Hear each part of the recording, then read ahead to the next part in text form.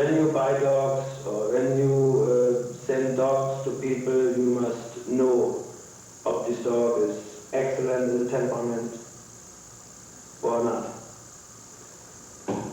Good, now we come to the tape, and I hope I can explain with my tape what a dog needs from the inherited.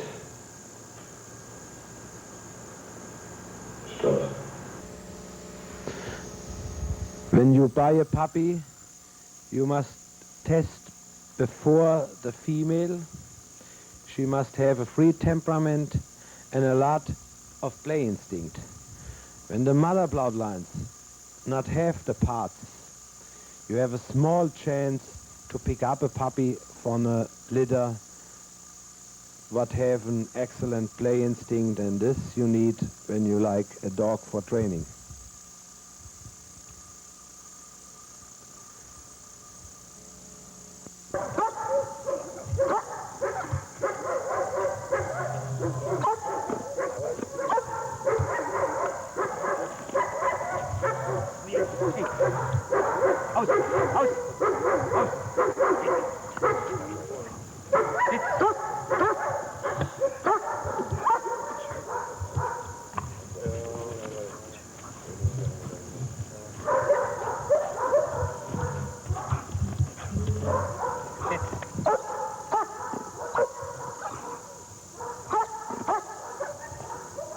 Komm hier, so lang. Raus. Das ist das letzte Packen. Ja. Komm hier, warte, das ist heiß, ich muss so rüber gucken. Komm hier, so. Ja, dann sagst du packen, dann stimmst du. It is already important that when you choose a puppy, that they have inherited the following from their parents and grandparents. The inborn tendency to fight, that they are hardcore, that they are able to be led, that they have a middle threshold of sensitivity, and that they are self-confident.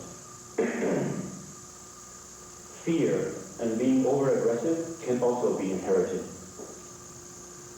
In order to have a happy young dog, the following are a prerequisite. He must have contact to his pack leader, in this case people. He must be healthy, in good condition, that is, he must have stamina, and have a lot of playtime. For this videotape, we took a litter of puppies, approximately 8 weeks old, out of their accustomed habitat and placed them in a neutral fenced-in area. So that the mother does not bother the puppies, she was tied to the fence. Most of the puppies showed themselves impartial in this new environment.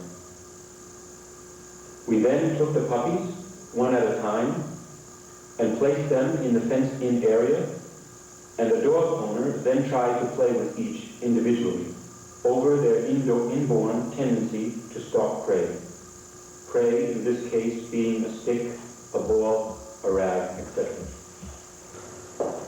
In a young dog, it is important that he takes first into consideration the instinct to stalk prey, again, a ball, stick, etc., rather than his tendency to be a pack leader. The tendency to stalk prey is an essential part of the instinct to fight and is also inherited. Through obedience, being in control of and restrained, the dog becomes dependent on his pack leader and is unable to act for himself. These are factors that we do not need in preparing a dog for protection work. At this point, we can already see the good and bad points that he has inherited. You can also see that some of the puppies immediately react dynamically and self-confidently when playing. The pragmatic and developmental phases should, until they are approximately 14 months old, run through the following stages. One reaches in a young dog the tendency to play through his tendency to stalk prey. Prey, again, being a ball, stick, etc. You can already see here if he is unsure of himself and or seeks refuge by his pack leader or mother.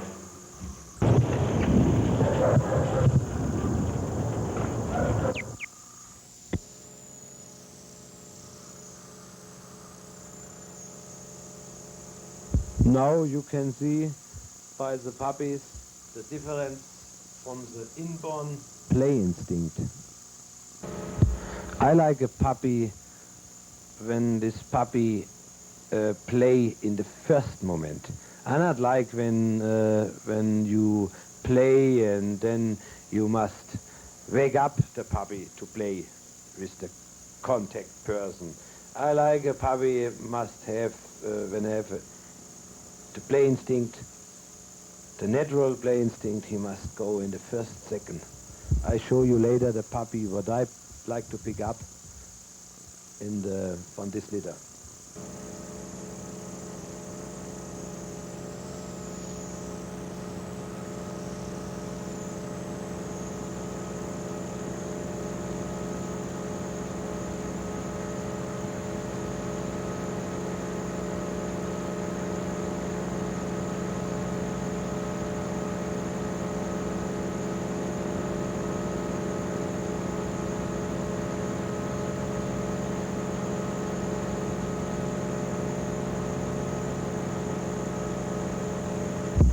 This is a puppy what I like. He play with the stick and he not need the mother, he not need the contact person. He go to play. Or you can see here the natural fighting instinct, but later come a better puppy.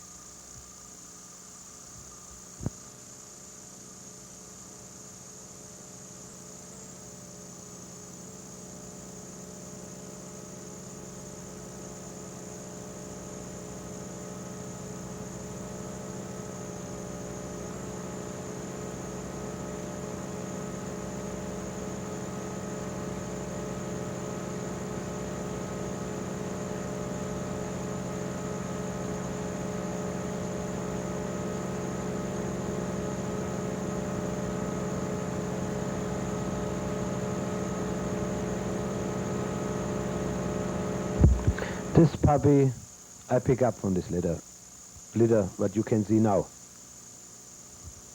He go with his sack to the mother and like to fight.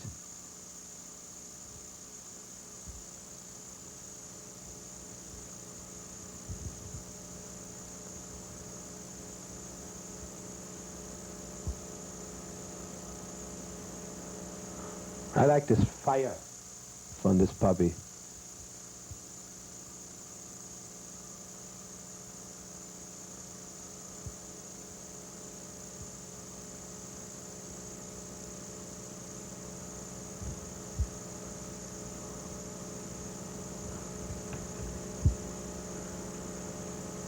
You can see this puppy needs the contact person.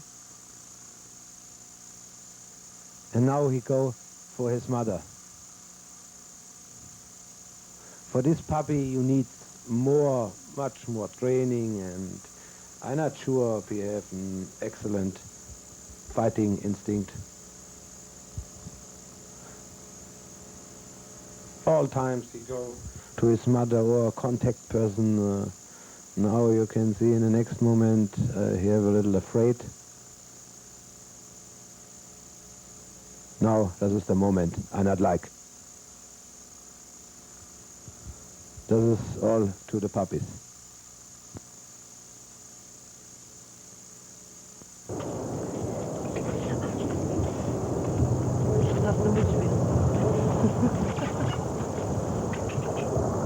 The actual protection work should start in the 8th developmental phase, when the dog has reached puberty, which is when he is 8 to 10 months old. This is where the central nervous system matures. In this state, he matures his tendency to guard and protect, and the young dog now begins to defend his territory against strangers. We split into 7 phases, the training and elevation for protection work. In the first phase, we promote the dog's self-consciousness and motivation while he is tied to a post. In the second phase, we show work on the leash where we train attack and fleeing, but must remember that letting the dog win has priority. In the third phase, we show work on the leash where the dog wears a training collar, and at the same time, we take the first step towards barking. We teach the dog not to react negatively through the working reaction of the trainer. In the fourth phase, the dog is still on the leash and wears a training collar, but we establish and teach him to let go and intensify the barking. In the fifth phase, we establish, through working with 2 leashes on the post, what he has learned: to bark, bite, and let go. The sixth phase is the blind work, with and without the leash. In the seventh phase, we show training of complete protection work, where we have total control over the dog. Important precautions to remember for protection work are, principally, all influence and corrections must come from the trainer and not from the helper. The helper is only the provoker for the dog.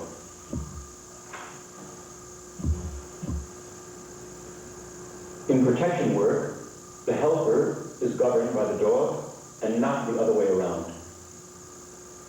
The helper has the task to motivate and prepare the dog for attack. The helper cannot always react the same. He must change the fight from dog to dog, because each dog has a different fighting instinct. He must remember that prey instinct has priority, because this is where the dog is least nervous. When a dog has to defend himself, it can be a burden on his nerves. During all protection training, it is important to remember that the dog leads the winner. Through a great deal of movement, you enhance the dog's fighting instinct. One must promote a dog to fight before one starts with the actual training in protection work. If there is enough motivation and readiness to perform in protection work, then it is the task of the trainer to bring the dog into the right channels through restraining the barking and through praising the biting. We now come to the first phase, the post work. In the first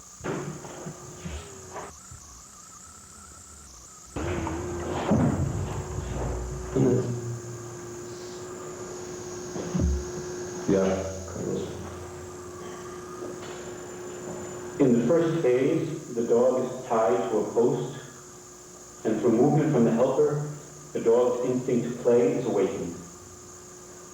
As an object where the dog should bite, you may use a covering from an arm. The leash and collar should not hinder the dog in this phase. The dog must learn to rely on himself and trust the surroundings. Through repeatedly tying the dog in the same place, he will come to believe that this place is his territory. The helper, through movement, awakens the dog's instinct to play. His instinct to stalk prey and then to get his prey, the arm, enhances the young dog's self-confidence. Through threats, you enhance the dog's capability of defending himself and that he must assert himself. Capability of defending himself means that he must defend himself. The dog here, too, must remain the winner. The capability of defending himself, the threats, must be enhanced carefully because the dog must grow into this physically and mentally. The helper must bring the dog to his utmost endurance through threats. But in the last minute, the dog remains the winner and the helper flees. It is possible through this that the dog has the capacity to increasingly assert himself when it comes to defending himself. Through post work, the dog learns to fight with the helper on his own. Already, the dog must have learned in this phase to fight alone with the helper, without any support from the trainer. Once he has learned this, one can go on to the second phase, the leash work. This is an important phase for the upcoming protection work. Only when a dog has learned to assert himself without the support from the trainer while working on the post, can he get the self-confidence to work in protection when the trainer is quite a distance away. All actions from the helper must come from the blind. The dog must already learn to connect and combine the helper with the blind. The young dog is already made observant of the blind, which will be helpful for the protection work, specifically for the blind work. Many dogs who come to the training area do not know, through incorrect training, where the helper is, or where he will come from, and this causes many problems in the Schutz und Einzelprüfung in guarding and barking. He must learn now that he will always find the helper in a blind, or that out of this blind, his actions begin. Even when working on the post, the dog will, in the end, always receive the arm as prey. He only receives the prey if he has a firm, solid, and sure grip, and shows, according to the helper, a good fighting performance. Why is he?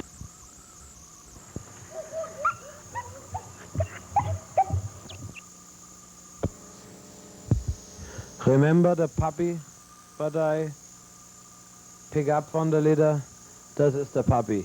He not lose the natural fighting instinct, and he have the fire to. This dog needs training for self-confident.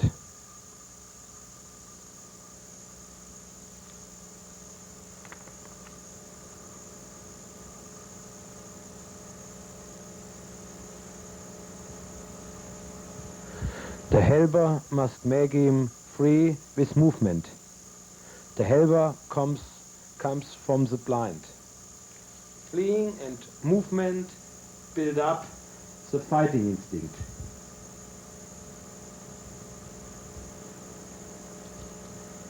The helper treads the dog, and in the last moment he make with movement free the dog.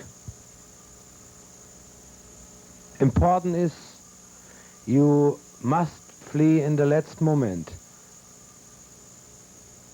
The helper. Before the dog loses his self-confidence, you must flee. That's an important part for the helper, what the helper must do. This dog is now 9 months old.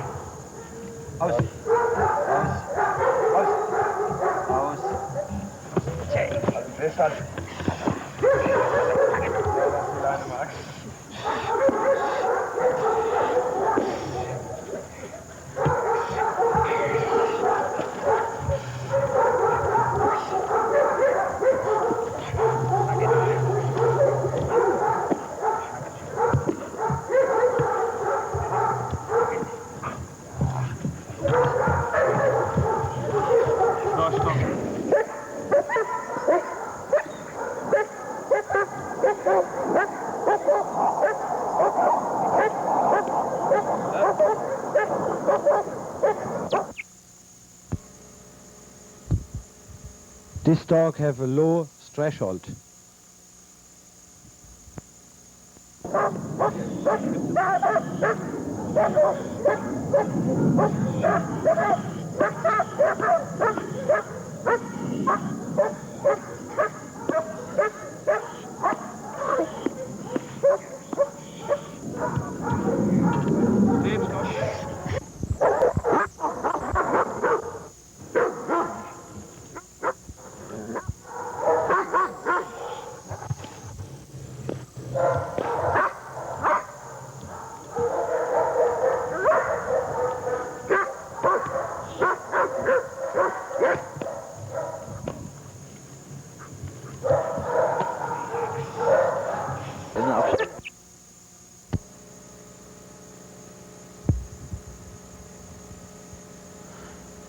The first dog you can see have a low threshold, and the second dog a middle of threshold. Now the helper makes the dogs free with movement, and when a dog looks good by movement, we start for threats the dog and fleeing in the last moment, what you can see 2 seconds later.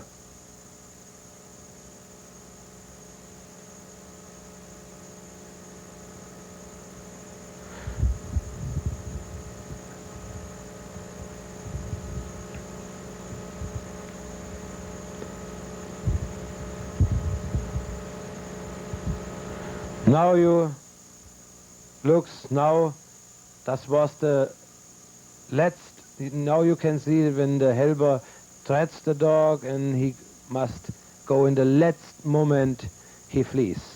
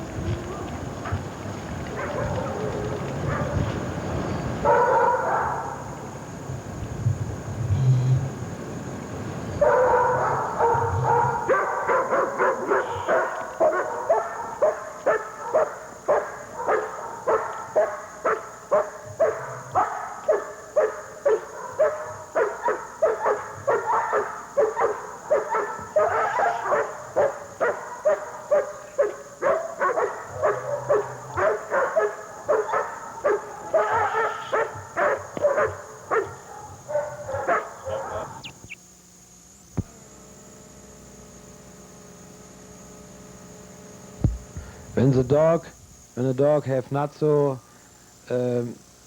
fighting instinct, and not bite in the arm, you can start with a covering.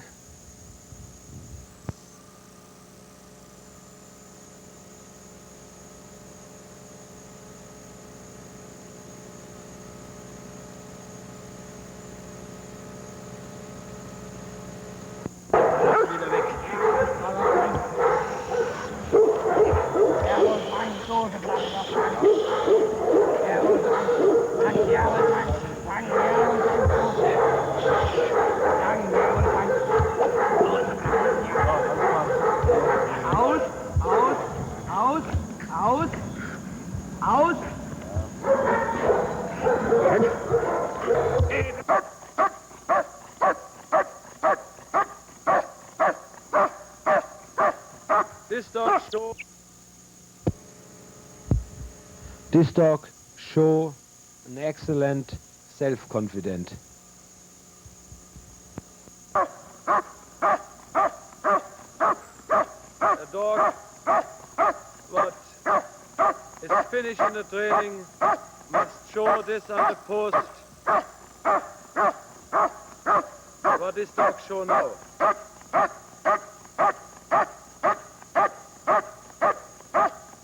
The second phase is work on a long leash with support from the trainer.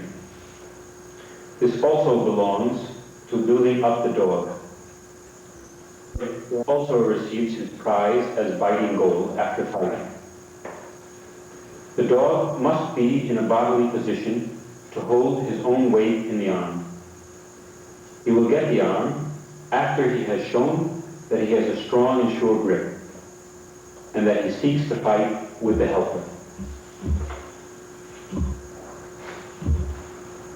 While doing work on the leash, with support from the trainer, the dog will learn through movement to get his prey, and through threats from the helper to fight back.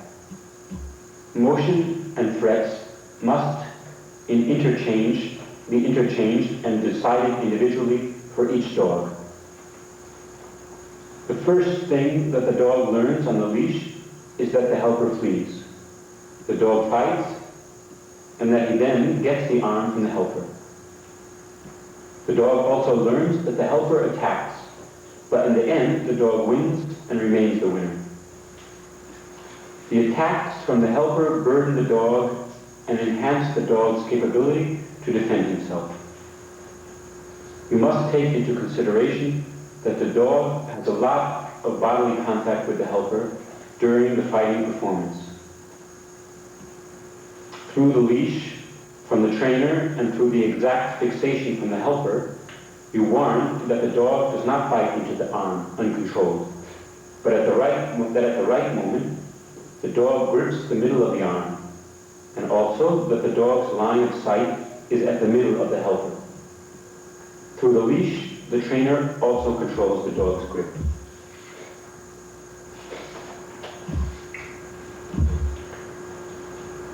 It is the trainer's and the helper's task to make sure that after a dog has bitten into the arm, that he cannot change the grip. The dog must learn to immediately seize the opportunity to bite hard and strong, and then he seek bodily contact with the helper. Only then does the dog receive the arm, his prey, and he remains the winner. Here, we also teach the dog that he can dominate the helper, even though he holds the arm off to the side or behind his back. And although the helper threatens him, he will, in the last moment, obtain the arm. The dog must learn, through his self-assurance, that he cannot be influenced by the helper when he holds the arm to the side. He learns that in the last moment, the arm will be there. Once the dog has bitten into the arm, the helper threatens the dog.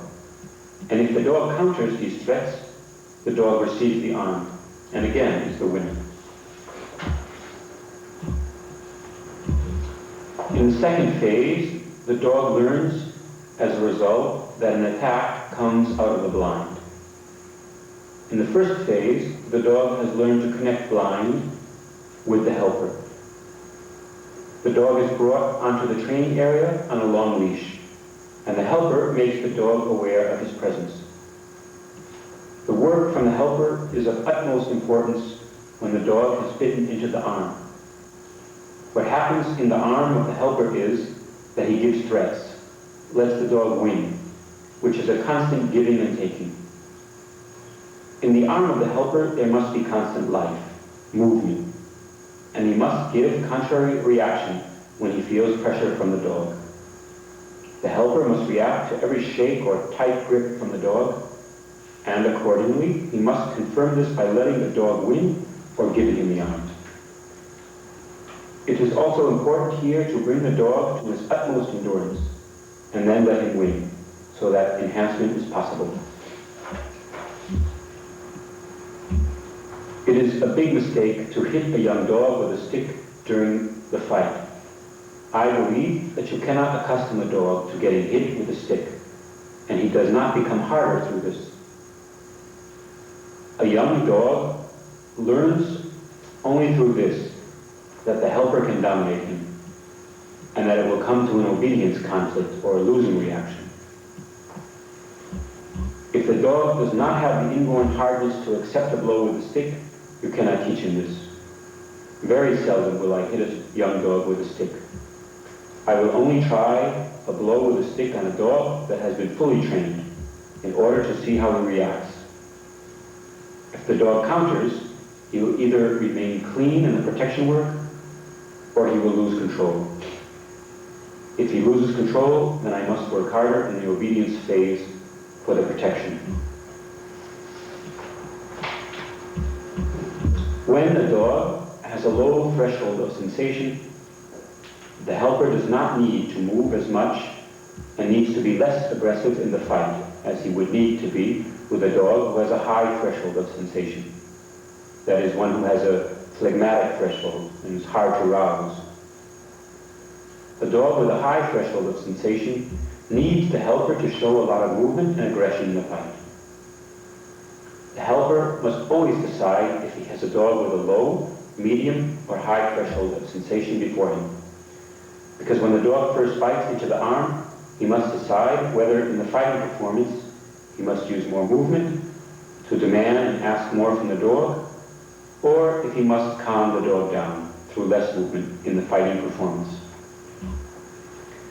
It is important for the helper to calm the dog and make him sure of himself without restraining the dog's instinct to fight. Helper and trainer must always work as a team so that a good training program is possible. The first 4 weeks of the training program are the most important. The first successful results in protection work are decisive for a dog, for continuing training in protection work. The dog, through the capable helper, must learn that later, even though the helper does not move the arm much and does not threaten the dog. He must continue the fight in the arm until he hears the voice command from the trainer. Through work on the leash, the dog learns to trust his trainer. Towards the end of phase 2, we show how the dog, through his trainer's influence and through reaction and contrary reactions from the helper, learns to accept the trainer's influence without behaving negatively. It is important here that the dog is on a long leash, and when the helper has provoked the dog becomes, at the right moment, a jerk from the leash to the trainer. If he is influenced through this jerk, the helper flees and the dog cannot bite. Only when the dog shows that he cannot be influenced anymore through these animated jerks from the trainer does he receive his object of prey, the fight with the helper and the arm. The neutralization against the influence of the trainer has the advantage that the dog, at the same time, through these jerks from the leash, becomes observant, and the fight with the helper is animated from the trainer. At the same time, it is a part of the next phase, the barking training. Through these jerks from the leash, and through stopping the dog before he reaches the helper, a block instinct originates in the dog, which he lets out by barking. We are not going to show this here in the second phase. Here, we just want the dog to show trust in his trainer when he receives a jerk from the leash, and to make clear to the dog that he will only get the arm if he observes and watches the helper, and does not let himself be influenced through leash work from the trainer. In the end of the second phase, you can train some fleeing and attack games without the long leash. But in the end of each lesson, the trainer should, in each fighting phase, approach the dog, put the dog on the leash, and give him the feeling that he is safe and supported by the trainer.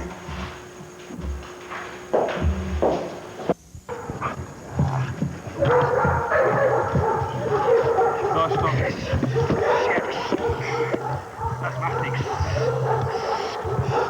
Fangen. Das. Lass dich ran. Das.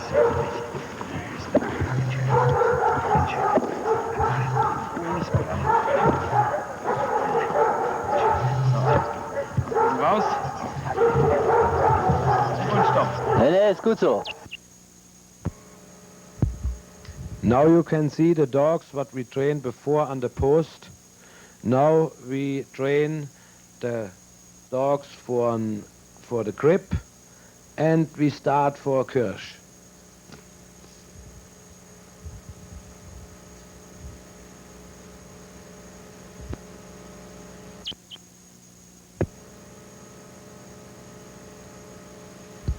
Important is you must look, the dog must make an excellent body contact to the helper. Hey,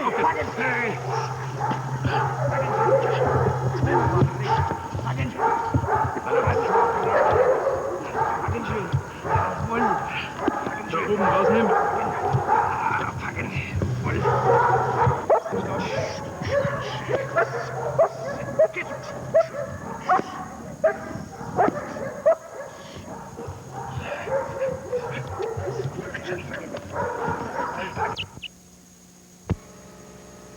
He must hold with his grip his body weight.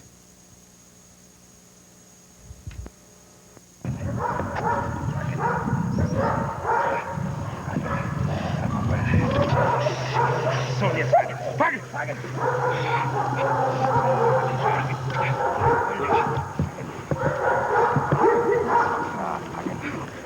Packen. So. Hey, hey, hey, packen. Nein, das soll es nicht machen. Packen. Packen, hoch. Hoch.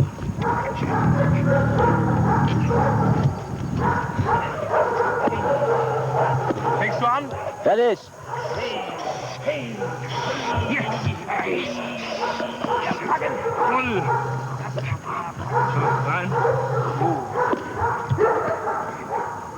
rausnehmen. So.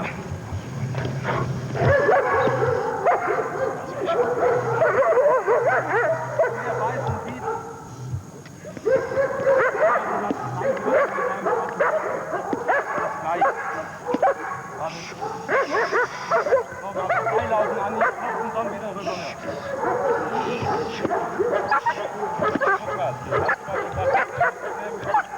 Haben wir nicht aufgenommen. Also packen.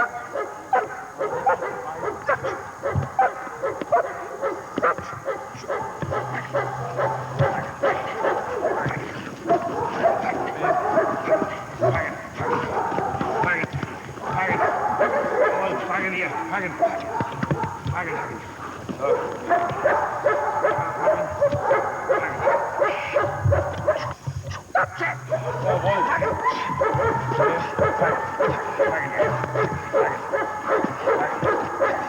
Schön brav, packen. Jawohl, hier, packen.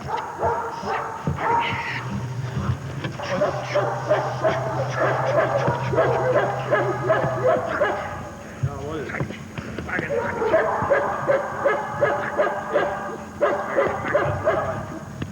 hier. Packen.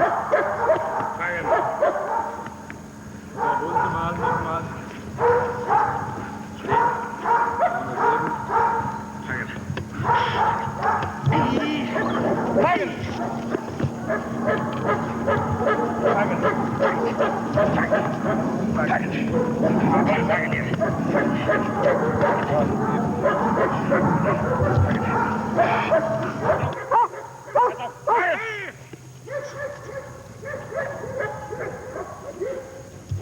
Bring die hoch.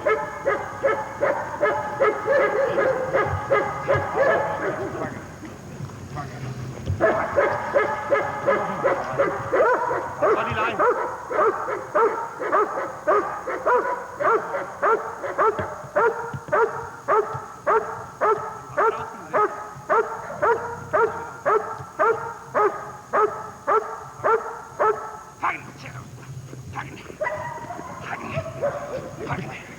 Packen.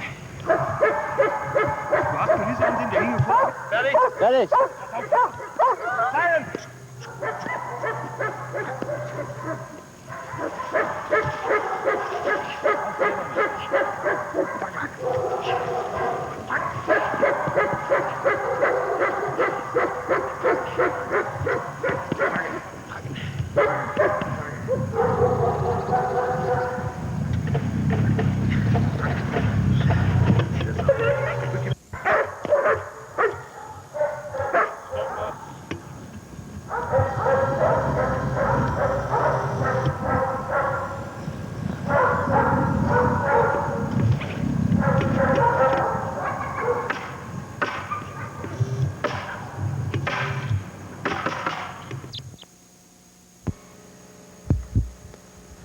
Now we start to teach the dog the attack from the blind.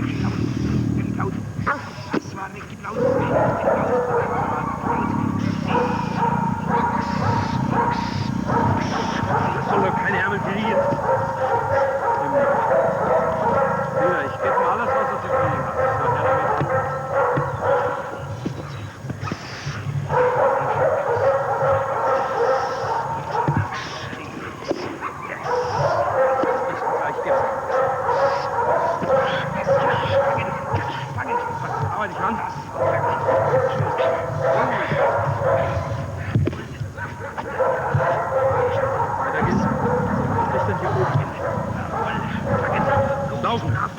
Hund aufnehmen. Wieder nicht so schnell, bloß aus der Kamera nicht raus.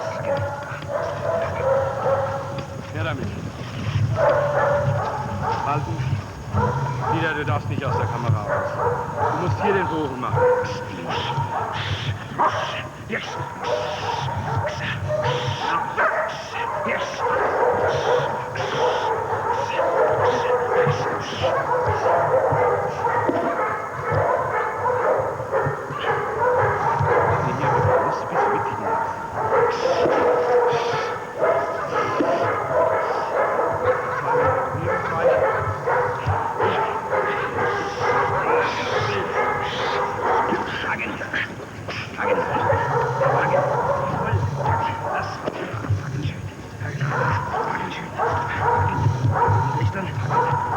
Schneller nachgehen. So.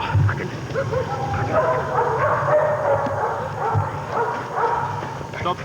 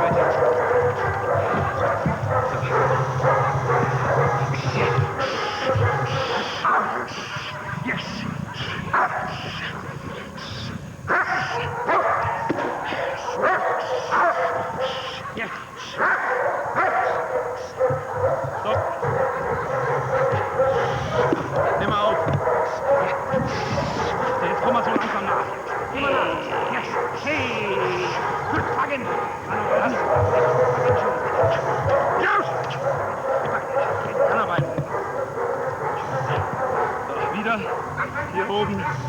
Schneller. So, kleine Runde. Ganz kleine. So, her damit. Stehen. Wieder immer zur Kamera. Nimm die Ärmel ab.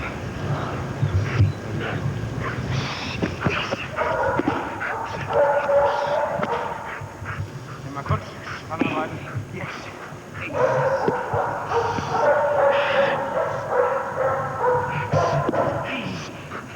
So, jetzt lass mal gucken. Hey, packen da! Ja, hüt! Packen! Packen! Auf, anarbeiten! Packen! Packen!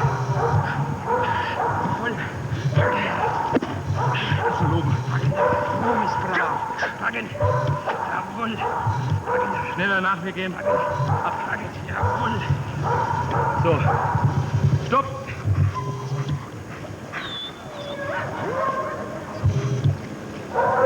Klopp mal an.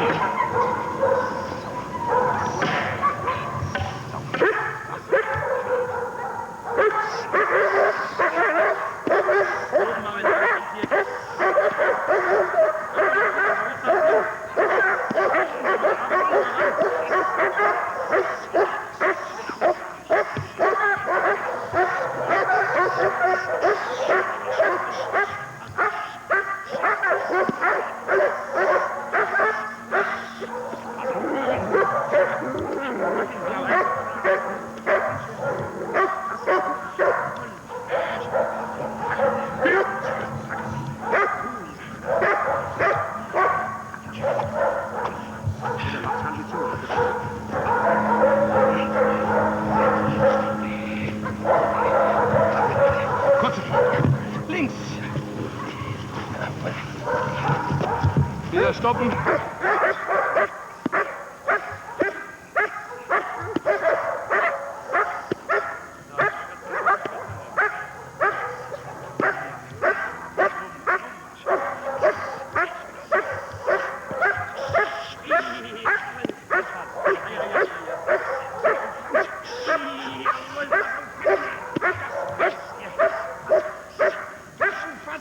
Packen! Jawohl! Packen da! Packen! Das war richtig. Packen! So, gib mal ein bisschen Leine. Packen! Packen! Leicht packen! So, hier ist er, jawohl! Packen! So, packen hier! Laufen. Gut, eine Runde hierher. Wo willst du hin? Hier begreifst du nicht, dass wir hier im Kreis machen? Ist doch gut! Halt.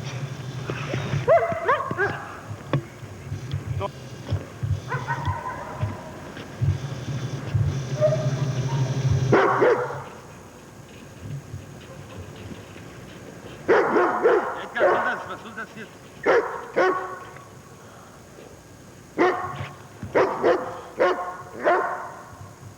So, und jetzt mich. Pass auf. Pass auf. Pass schön auf. Pass auf. Schön auf. Pass schön auf.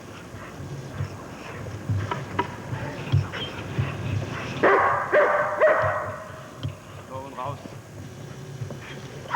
Laufen wir mit 2 Beinen.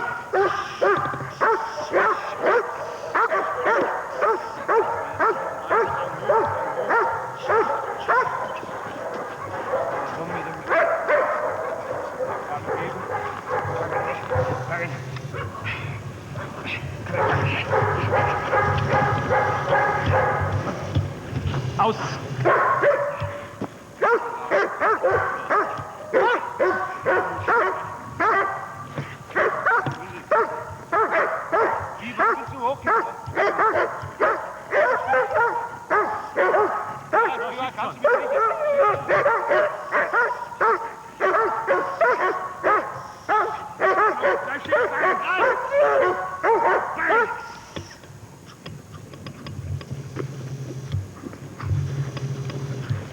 Arbeiten, bis ich da bin. Rückwärts zu mir.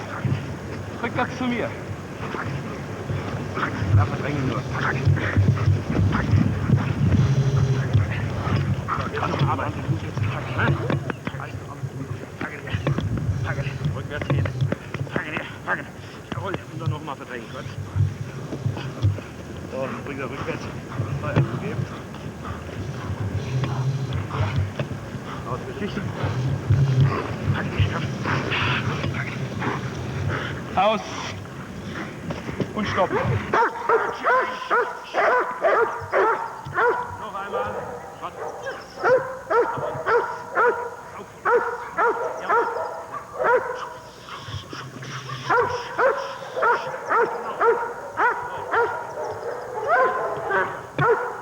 Jetzt geh noch näher ran.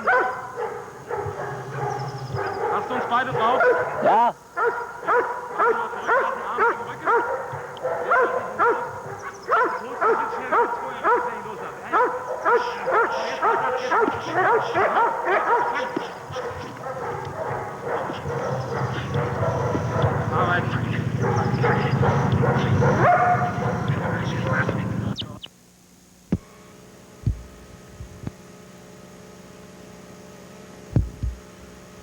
Remember what the translator explained from the neutralizing. You must neutralize the influence from the handler. A dog used to a jerk from the leash.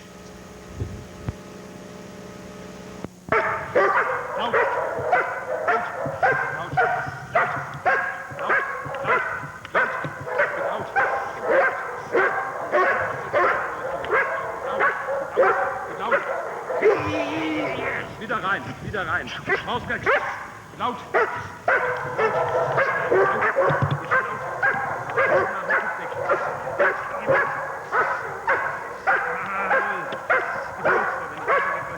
Nur 1 Meter. Jawohl. Wieder rein.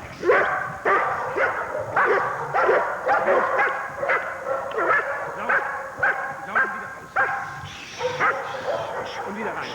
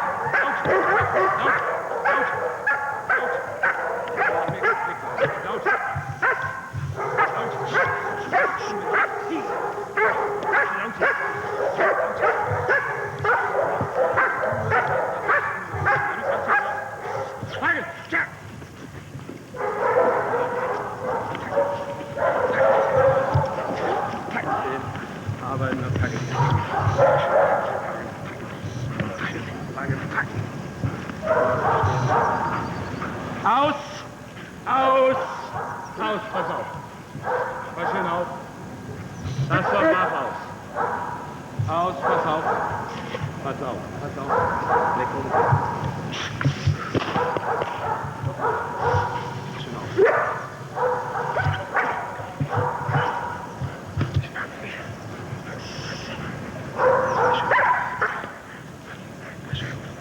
Vorn! Laut!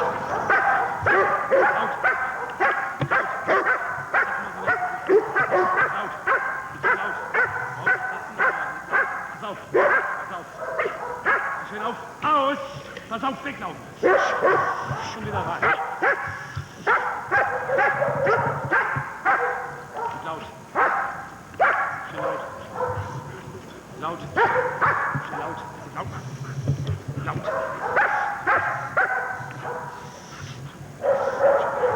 Und weglaufen. So, machen wir eine kleine Rundkurve. Komm her hier.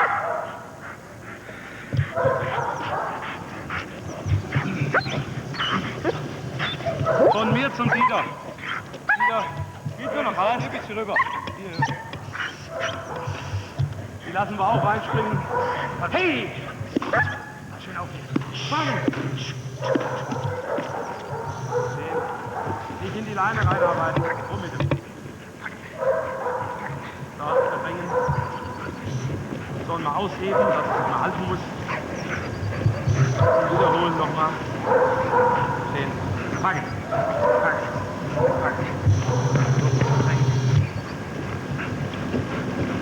Stehen, packen, arbeiten, packen und noch einmal arbeiten. So, stehen,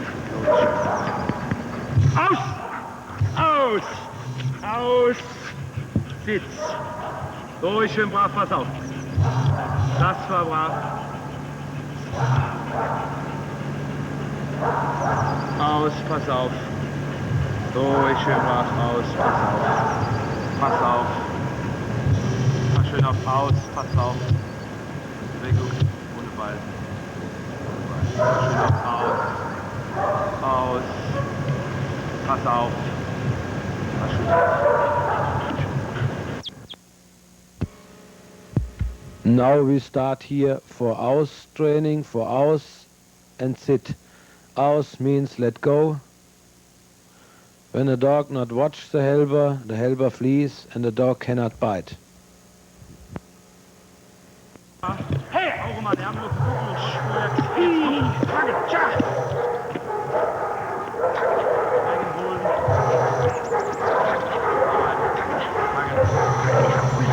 Wieder.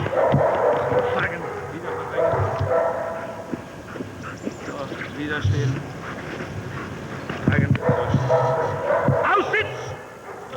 Aus, Sitz! Sitz! Aus, Sitz! Pass auf! Schön auf! Pass schön auf! Pass schön auf, aus, Sitz!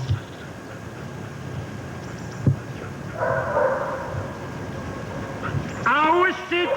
Pass auf! Das ist aus! Aus, aus, aus! Pass schön auf! So war aus. So war brav aus. Aus. Aus. Sitz. Aus. Sitz. Aus.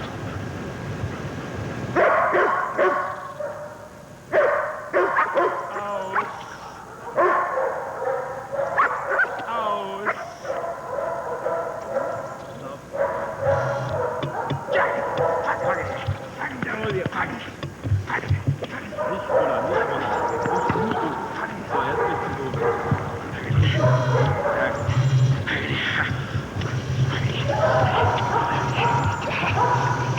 Aus! Wieder jetzt mal.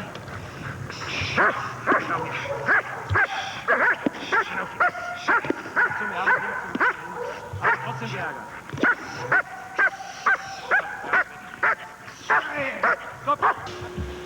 The third phase is an advanced training phase. We want to show here how the dog, through leash work, is forced to bark. the dog's fighting instinct through the last two phases has been increased, so that we can now begin to bring the fighting instinct into the right channels. Through the long leash and through the training collar, which is a prong collar, we prevent the dog from biting, and the result is a block instinct. The dog gets rid of this block instinct by barking, and he learns that through barking, he reaches his biting object and the fight.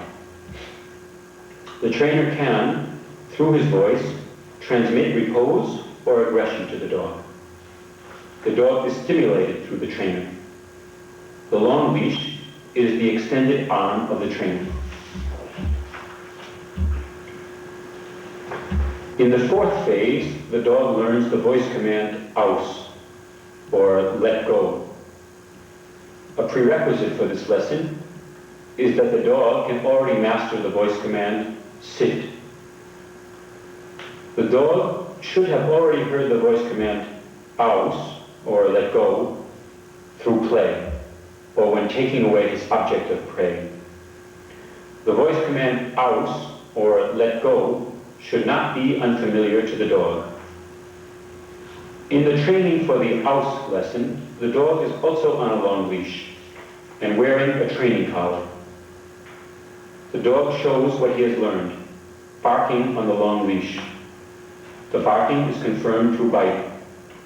The dog is praised from the trainer while he is biting. While the helper is reposed, the trainer approaches his dog, and through a jerk on the long leash, on the short leash, in connection with the voice command aus, the dog is forced to open his mouth. The trainer now gives the voice command sit. The reposed helper long enough, he may bite again. The trainer approaches the dog, and while he is biting, praises him. The trainer, with a jerk on the leash, forces the dog to let go and to sit. The lesson will be continued until the dog has learned to be under control on a loose leash in front of the helper. Important is that the dog is reposed, so that he can learn the voice command aus, because in a state of stress or aggression, one cannot be taught. In the beginning of this phase, it is not important for the dog, when he has let go and after he has sat down, to immediately start barking again. It is only important that after the aus, he is absolutely calm and does not bother the helper. At this time, we also try short tests of courage, where the dog is sent after the helper on a long leash. The trainer approaches the dog and praises him. The helper remains motionless, and the trainer gives the voice command aus. The dog becomes reposed, and through the block instinct, the dog unloads himself by barking and may then bite again. Through the long leash, in this lesson, the dog is constantly under control, and every time he tries to bite into the arm again, after the command aus, he is punished through a jerk from the leash. He is also punished every time he looks to the trainer by letting the helper flee and not letting the dog reach his biting object.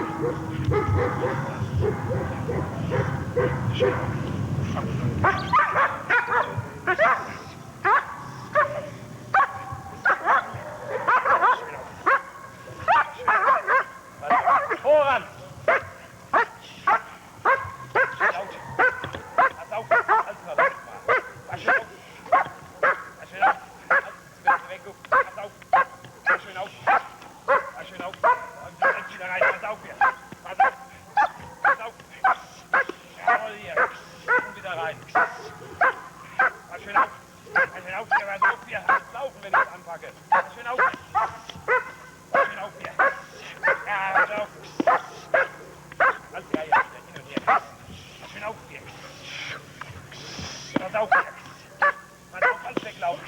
So, und wieder. So, stopp wieder. Voran. So, nur noch laufen, wenn Sie laut. Mal schön laut. Laut. Wie das schießt. Laut. Schön laut. Das war brav. Laut. Schön laut. Schön laut. Ruhig nochmal rauslaufen. Und wieder rein.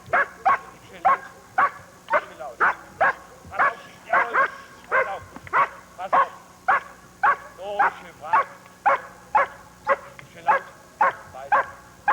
Ja. Packen. Ja. Packen. Also arbeiten wieder.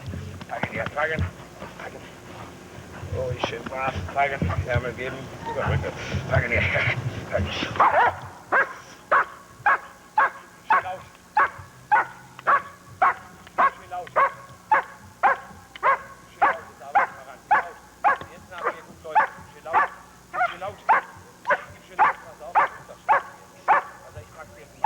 Laut. Laut. Laut. Ah. Aus wieder rein. Jetzt laut. Jetzt pass auf. Mach schön auf. Mach schön auf. Jetzt gut zu lange. Kletter. Und wieder rein. Pass auf. Pass schön auf. Pass auf. Pass schön auf. Jawohl. Nachdenken. So, ich bin brav. Das war brav. Schön laut. Schön laut. Schön laut. Schön laut. Ja. Packen. Packen. Packen. Jawohl. Packen hier. Packen. Packen. Packen. Geben. Jawohl. Packen. So, ein bisschen verdrängen. Zu mir. Stehen. Packen. Packen. Packen. Jawohl. Heute. Und wieder weg und verdrängen. So, hoch. Packen. Packen. Jawohl, hier. Packen. Packen. So, und wieder verdrängen. So, stehen. Packen. Bisschen arbeiten wieder. Packen. Stehen. So, stehen. Aus. Aus. Sitz. Aus. Aus. Pass auf. Aus. Pass auf. Ruhig. Aus. So war brav. Aus. Aus. Aus. Weiß. Packen. Stehen. Packen. Packen hier. Packen. Und noch einmal verdrängen. Stehen. Oh, wenn ich jetzt da ein bisschen drauf packen hier. Packen. So, stehen. Aus. Aus. Pass auf. Aus. Ruhig, schön brav aus. Pass schön auf. Pass schön auf. Beiden Ärmel geben.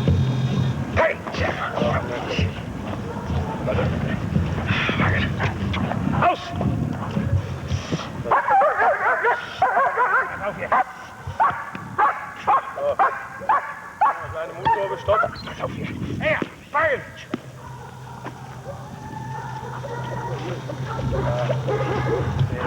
Arbeiten noch.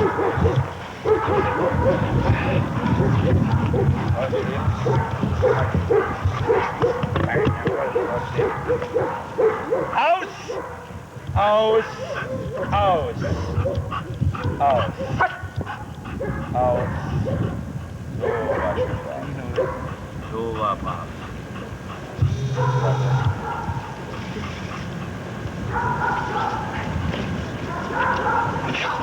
Pass auf, ja!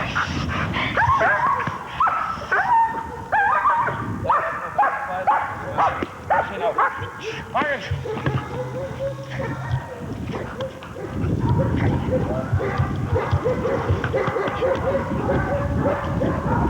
Bring mir nicht weg. So, alles klar. Aus! Aus Sitz, pass auf. Aus, pass auf.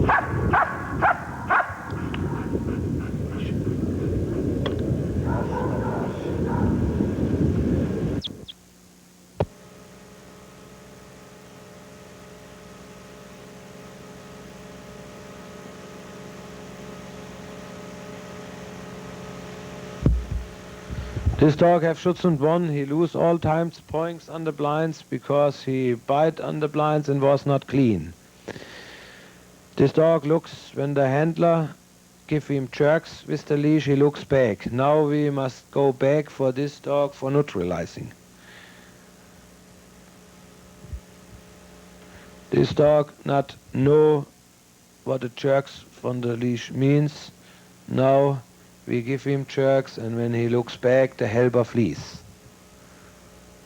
And you can see later the dog looks not more back 5 minutes later.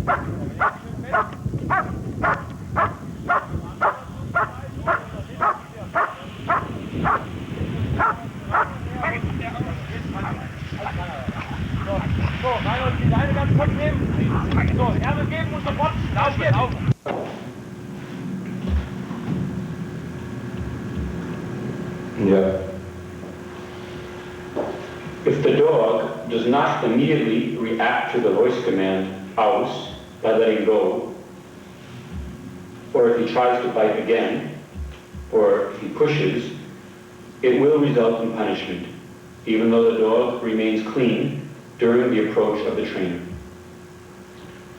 It has to be made perfectly clear to the dog that every push and attempt to bite again will be punished. It also has to be clear to the dog that it is not possible to evade the voice command. In the fifth phase, we make clear to the dog in protection training that he must bark, bite, and let go. In this training, the dog is tied to a 6 to 8 meter long leash onto a post, and the dog wears a wide leather collar. At the same time, he wears a training collar with a 2 to 3 meter long leash. The helper always comes out of the blind. He brings the dog into an intense fighting mood. Once the dog has reached his intense fighting mood, the helper calmly steps in front of the dog. And the trainer, using the 2 to 3 meter long training line and training collar, that is the prong collar, influences the dog. And the dog, accordingly, hears the voice command, go forward, bark. He now must learn to control himself and bark when he is in an intense fighting mood, even though the trainer constantly changes positions, at the dog's side, behind the dog, or even behind the helper. If the dog retreats in this lesson, or he fixes himself towards the trainer, the helper automatically flees and the dog may not bite. Through this, the dog learns that he may only bite if he does not let himself be influenced by the trainer or other surroundings. If in this phase the dog is constant and secure enough in his barking before the helper and bites secure without letting himself become diverted, then this is followed by the voice command aus. The dog now learns to be under control when he hears the voice command aus, although he is in an intense fighting mood in front of the helper. Through working on 2 leashes, the dog is controlled in the phases of barking, biting, and letting go. This enhances the fighting instinct, and at the same time, it requires the dog to be obedient. If the dog has control over this lesson, then after he has bitten, he may receive the arm as prey. Once the dog has the arm, he hears the voice command aus, is again provoked by the helper. He may not attack the arm, but he must resist. And he should attack the helper, even though he does not have the protective arm. This lesson may only be done if the dog has a sure and strong grip in the protection work.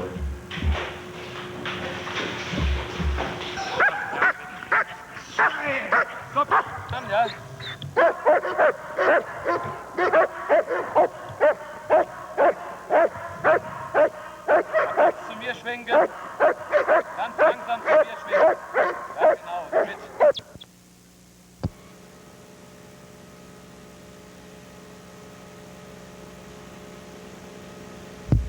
When I touch the dog on the tail, I like to explain when a dog have a good neutralization, he not care when you stand behind him.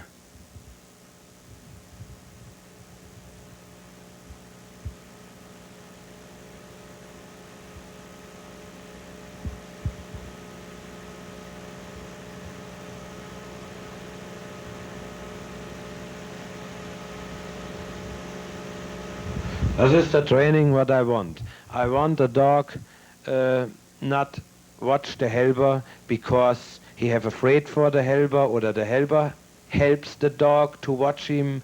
I like everything's come from the trainer. I not like when a person touch or kick or hit my dog. Everything's come from the handler. And that is important for an excellent Schutzhund-training. Now we take the dog from the leash and we test now the standard and teach him he must go out or he must let go with no line, with no leash. But now we find out this dog we take too early from the two leashes.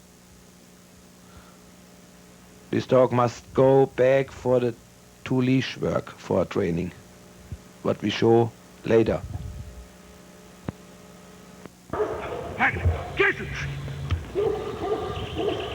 Aus! Aus! Aus! Aus! Aus! Aus! Aus! Aus! Aus! So, ruhig, brav, aus! Jetzt verdränge ich den Hund noch einmal. Noch einmal und du gehst mit, weil ich jetzt mal ein bisschen verdrängen will.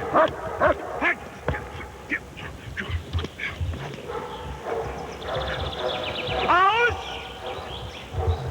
Das war brav, aus jetzt. Bitte nochmal aus, haben wir aus. Aus, aus, aus, aus, jetzt, aus. So ist brav, aus jetzt. Backen! Ja. Hey, backen! Raus!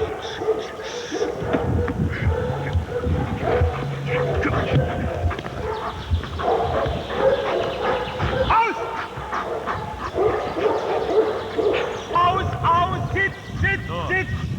Aus, sitz! Wenn zurück! So, und wieder weg mit, noch einmal. Gut, tun wir uns das raus, was wir am besten gebrauchen können. Nochmal das gleiche, Karl-Heinz. Ja. Kannst du ruhig aufnehmen. Naja.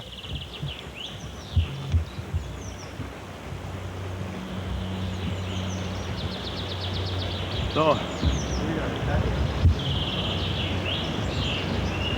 Halt dich stehen! Halt dich stehen, schick ihn rund! Ey, packen!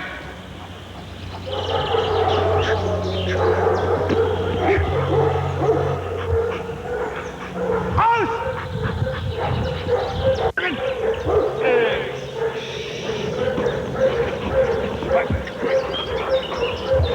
Aus! Aus! Aus! Aus! Sitz! Sitz! Aus! Sitz! So, Sitz! Aus! Das war brav! Aus! Pass auf!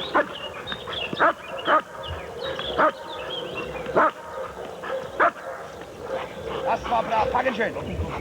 Aus! Aus, Sitz, Sitz, Sitz, Sitz! Aus! Sitz, Sitz! Aus, aus, Sitz, Sitz, Sitz!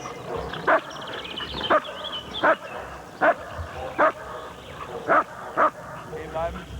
Jetzt kannst du mal rausgehen, schön. Packen! Warte. Aus! Warte. Das war brav aussitz. Das war brav. Die Beine ruhig brav aussitz. Brav aussitz. Das war brav aussitz. Jawohl, war schön auf. Aussitz. Pass auf. Aussitz. Das war brav, jawohl. Packen. Aus! Sitz! Das war brav aussitz.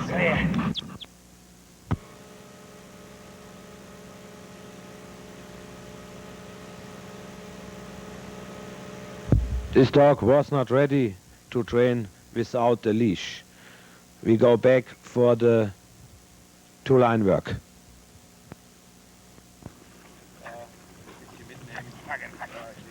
Packen hier. Packen.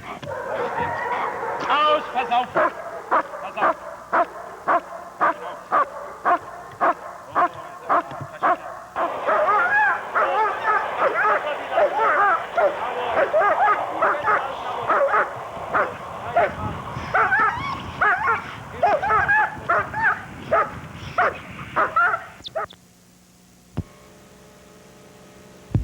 Remember the neutralizing from the dog. Now we go for two leash work.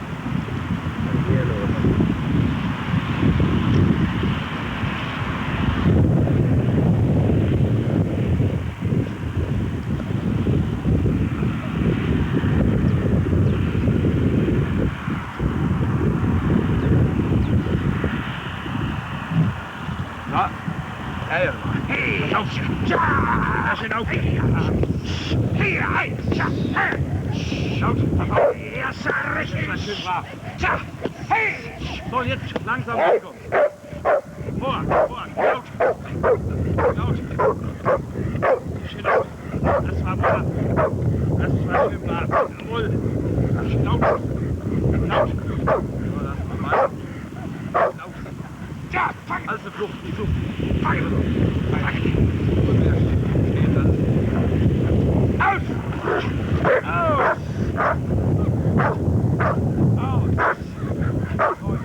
Pass schön auf.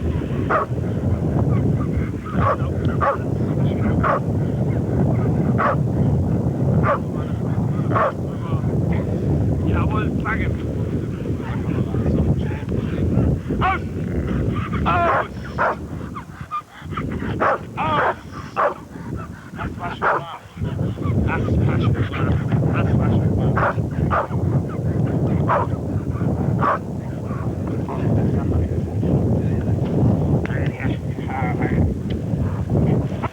Jetzt.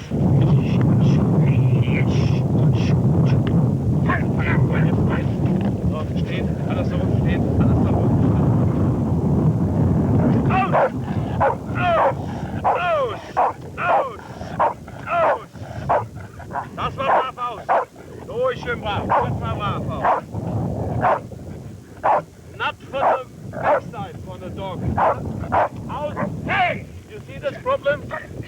was the training problem from the first people. Aus, aus, nochmal Arm. Lass mal weiter. Stopp. Fangen, jawohl, fangen hier. Fangen, jawohl. Fangen, stehen, stehen, stehen. Aus! Aus! Aus! Aus! Aus! Ruhig, schön brav. Das machen wir noch gleich. Aus! Weg!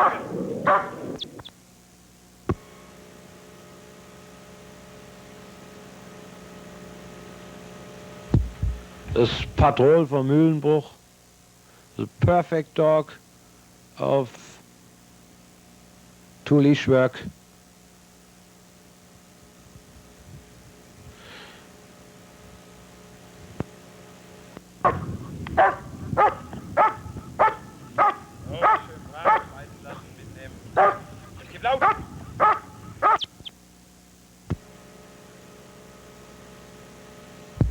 When a dog is perfect in the working and not like we give him all times, the arm, he must learn, he not play all times with the arm.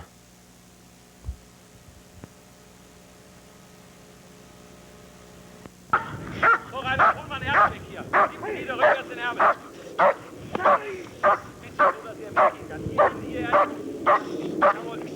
Jawohl, bleib da stehen. Rückwärts, geh so, dann gib ihm den Ärmel. Mach schnell auf. Mach schnell auf. Mach schnell auf. Jawohl, jetzt. Mach schnell auf. Gib schnell auf jetzt. So, und jetzt wieder vor dir den Ärmel. Schnell auf. Komm mal, her laufen.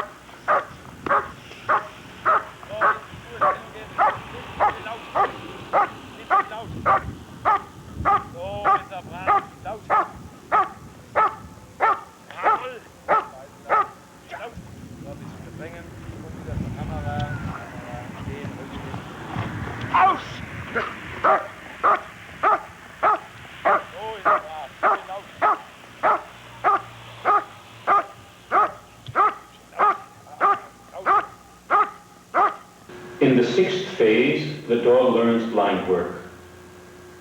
Before we start with the blind work, the dog must, on one blind, show that he is sure of himself when barking, biting, and letting go. If the dog shows, without the leash, at the blind, a sure bark and a good grip, and that he fully understands the aus, we then will start the blind work. The dog must learn that he can only get to the helper if he runs around the blind on the other side. The strong fighting dog has the urgency to get to the helper as quickly as possible. The helper goes into a blind and provokes the dog. When the helper is in the blind, the trainer and his dog leave the training area, where they cannot see the helper. Once the trainer has left, the helper changes to the other blind. The trainer and dog return to the training area, and the dog is sent to the blind where he last saw the helper. The dog runs into the blind, but does not find the helper. The trainer calls the dog back and sends him to the other blind where the helper is. This is where the obedience comes in from the previous phases. Before the young dog reaches the helper, the trainer is already standing next to the helper in order to give the dog repose and assurance when he guards and barks. On these first blind work exercises, the dog is also on a long leash, so that he cannot evade the obedience from the trainer.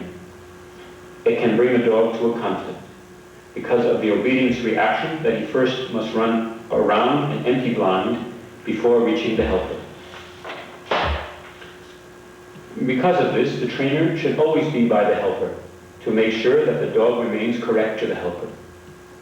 Once the dog has mastered going around both blinds, we teach him to go around 3 and later 4, 5, and 6 blinds. Blind work is obedience work. In this beginning phase, the dog must, after each time he has rounded a blind, return to the trainer and he is praised. Should the dog become slower when rounding the blinds, you must reduce the number of blinds. Although the dog sees the helper, the dog must be in a position to round the blind first, that is, across from the one where the helper is, in order to reach his biting object. The dog must be in excellent condition. I would now like to show you how you keep up the standard of assurance over the correct training. At the same time, the dog becomes sure of the trainer.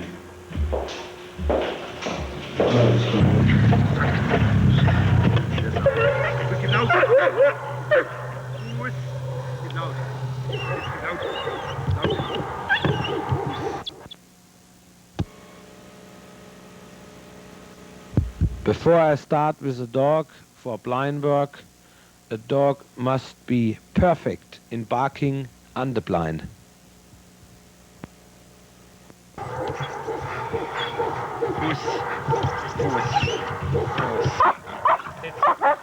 Laut! Laut!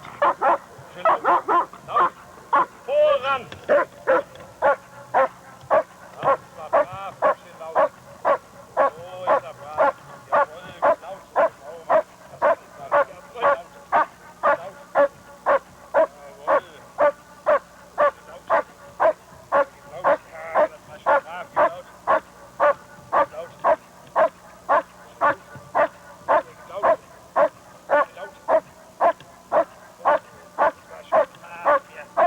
Jawohl, laut. Jawohl. Das ist er. Jawohl, laut.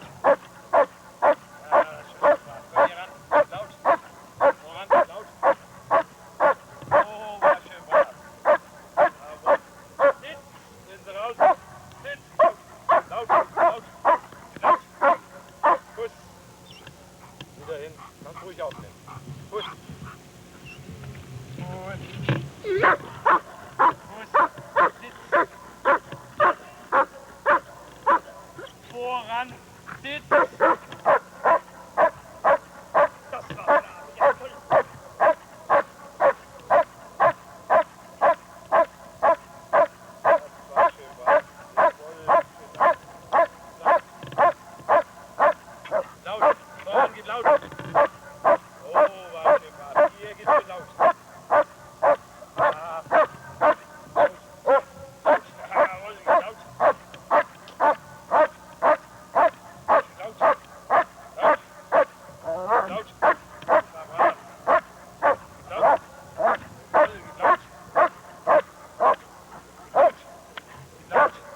Laut. Laut. Ja, das war schon brav. Laut. Laut.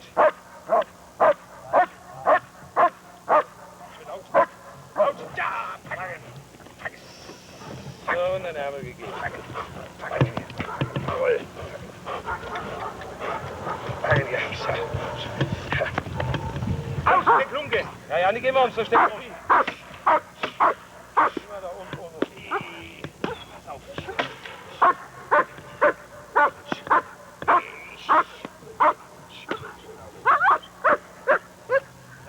Jawohl, ruhig nochmal in den Versteck. Bleib mal im Versteck ruhig hier. Bleib mal ruhig. So, jetzt lauf weg. Lauf rüber. Lauf. Bleib mal.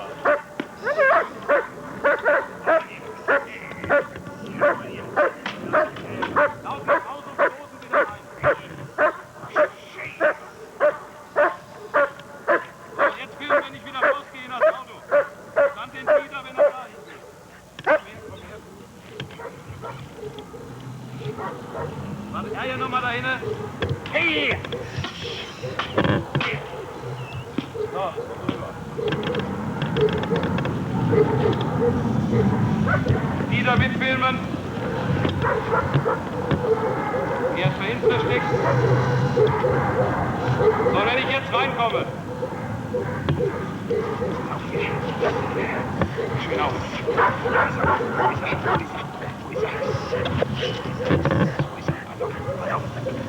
Voran! Hier! Hier! Komm her! Hier! Hier! Komm her! Hier! Hier! Voran! Hier! Wieder! So. Stehen.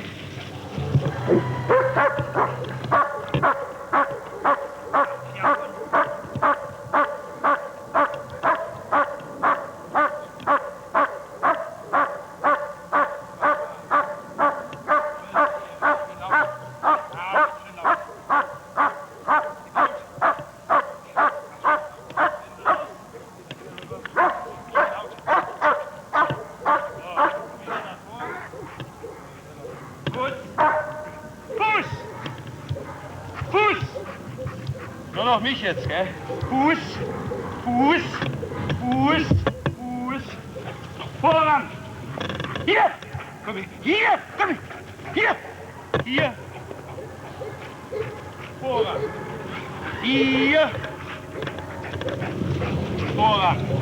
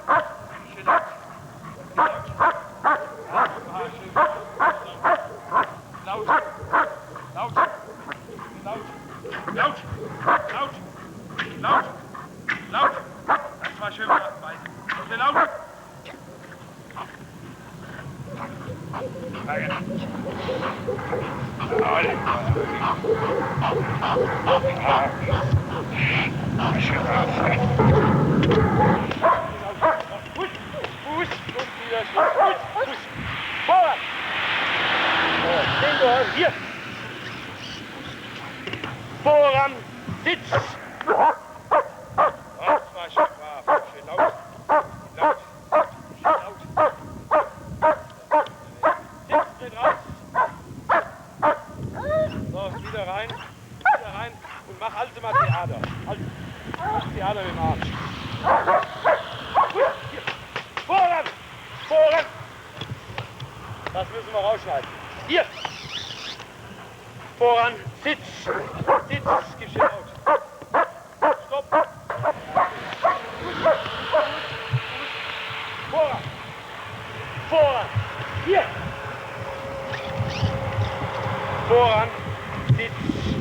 Sitz! Das war schön, wa? Jawohl!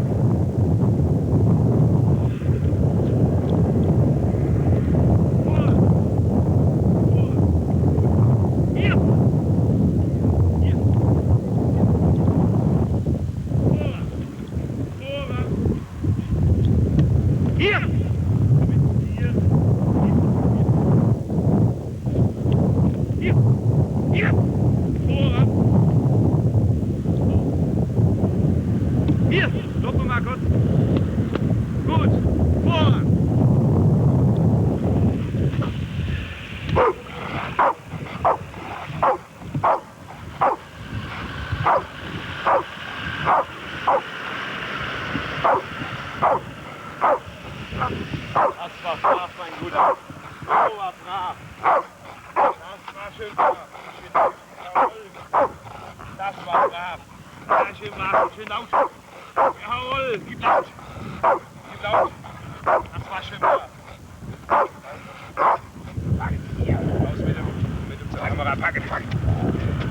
Stehen, stehen.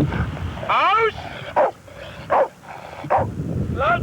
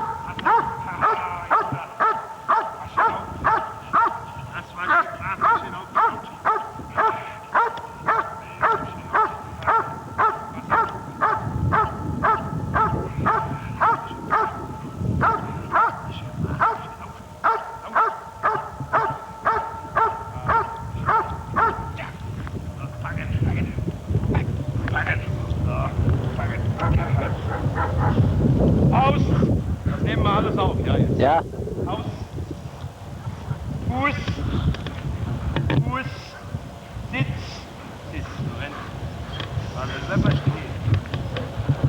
Tritt raus! Gib laut! Stopp!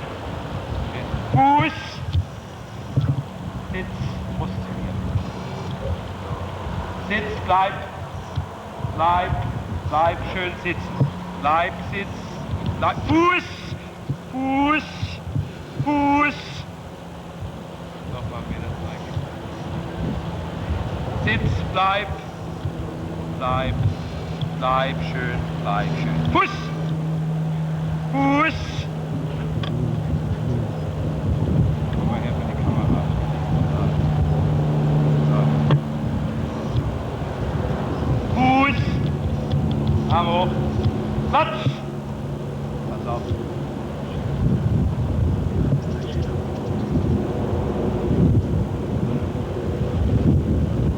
Platz, pass auf.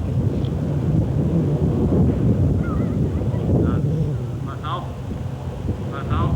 Platz, pass auf. Platz, pass auf. Pass auf. Platz. Platz, pass auf. Jawohl! Arbeit mit dem. So, und stehen. Stehen. Aus! Pass auf! Warte.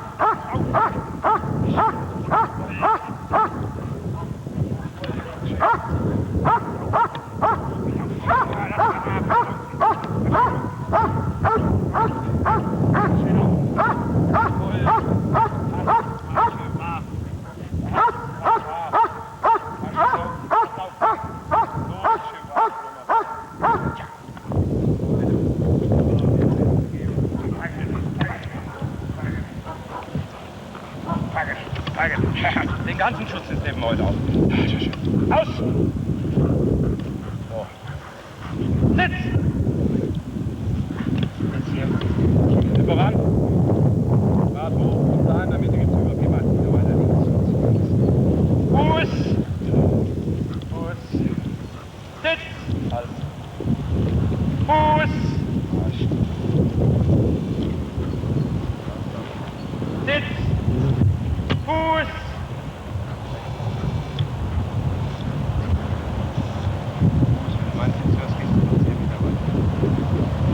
Sitz! Mich hast du auf dem Ding. Ja. Pass auf. Pass auf. So wie er rumkommt, so wie er den Schrei aus gehst du mit dem Mund. Hey! Hey! Hey! Kamera. Steht. Aus! Pass auf! Das war schön brav. Jawohl. So war brav. Pass schön auf. Das war brav. Pass auf. Laut. Jawohl. Laut hier. Laut. Bleib mal stehen. Laut. Jawohl, geht laut. Laut. Das war schön brav. Geht laut. Komm ran. Schön laut. Laut. Jawohl. Das war brav hier. Schön brav. Laut. Laut. Laut. Pass auf. Pass schön auf. Ja. Noch einmal stehen. Aus, pass auf. So ist er brav, schön auf. Oh, schön brav. Das ist schön brav. Das war brav, schön laut. Das war schön brav, laut. Gib schön laut. Sitz! 3 Schritte zurück. Arm hoch. Platz. Bleib.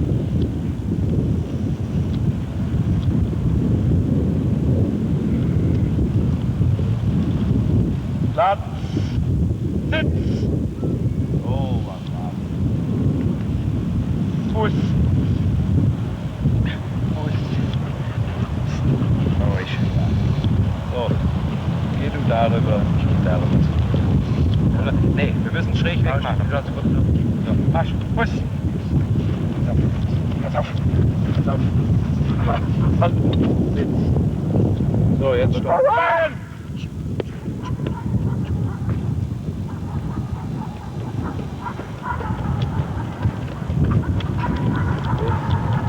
Aus! Pass auf! Jawohl, das war schön brav. Ja.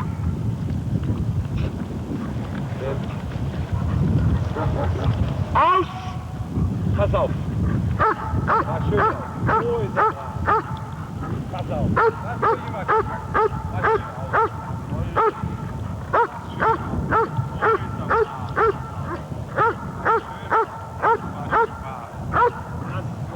Pass schön auf. Sitz.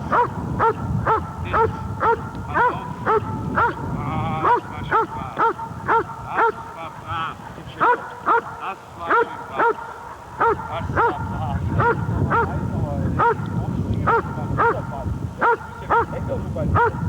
So ist er brav. Jawohl. Und stehen. Stehen. Ganz nett. Aus, pass auf. Das war schön brav. So ist er brav. Pass schön auf. So war brav. Aus, Sitz. Hier, Sitz. Jawohl, hier. Hier. Jawohl, hier. Pass auf. Pass schön auf. Pass schön auf. Hier. Schön laut. Laut. Das war schön brav. Gib laut. Nochmal reißen lassen, Überfall. Gib schön laut. Ja. Und stehen. Aus. Pass auf. Das war brav. Pass schön auf. Jawohl. Immer wieder. Brav stehen. Jawohl. Schön brav. Schön laut. Pass auf. Schön auf. Oh, ist er brav. Schön laut. Schön laut. Sitz. 3 Schritte zurück. Arm hoch. Platz.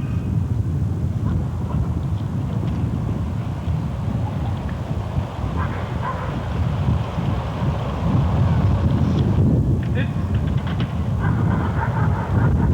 Fuß.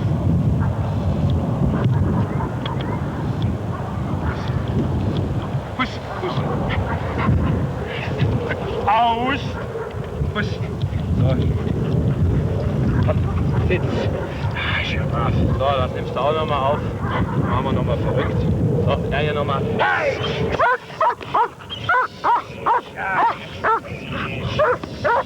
Ja. Warte auf. Schwagen. Jetzt kommen wir mal zu weit. Ja, schön auf. Da stehen. Raus. Pass auf. Weg. Links, rüber. Und stehen. This is my dog, Patrol for Mühlenbruch. He was 2 times Landesgruppen-Champion, number 5 bei der Europameisterschaft. He have 30 times Schutz und Dreh, 20 times with 100 points in the protection, FH with 100 points. And what I show now is the working to hold the standard by this dog.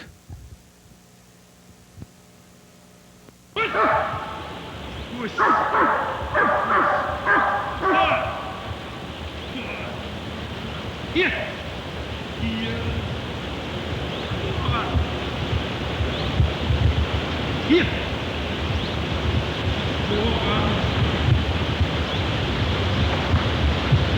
Hier!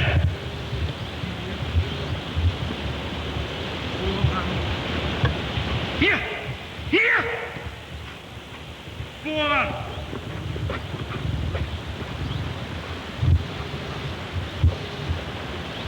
Sitz! Sitz!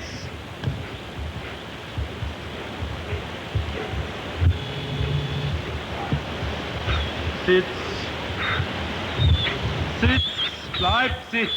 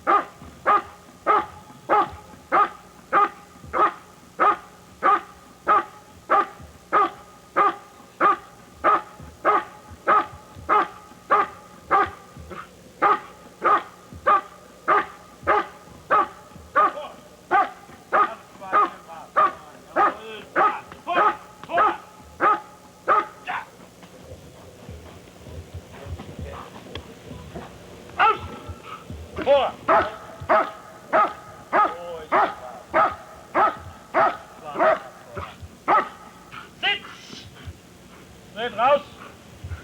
Sitz! Sitz! Bleib Sitz! Sitz! Sitz, bleib! Sitz, bleib! Fuß! Dreht raus, nur ein Stück. Arm hoch!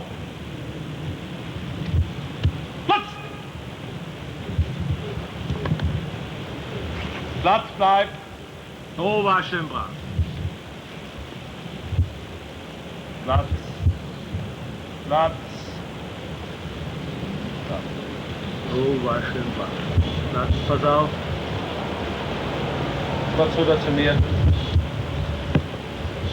Wieder jetzt zum Dieter.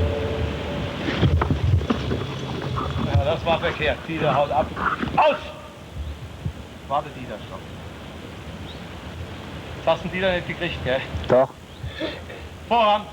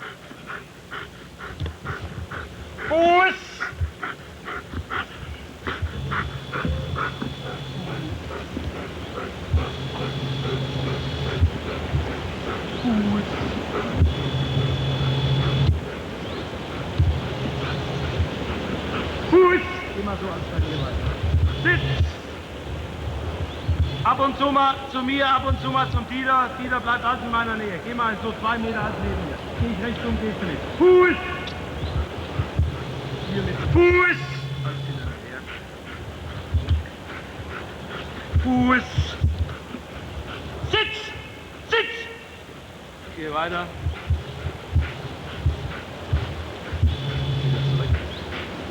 Sitz! Sitz! Fuß! Fuß! Gehen wir mal einen Gegenzug.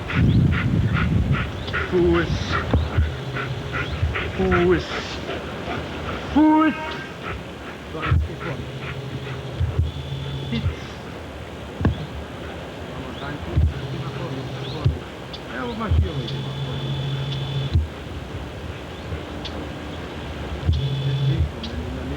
Fuß!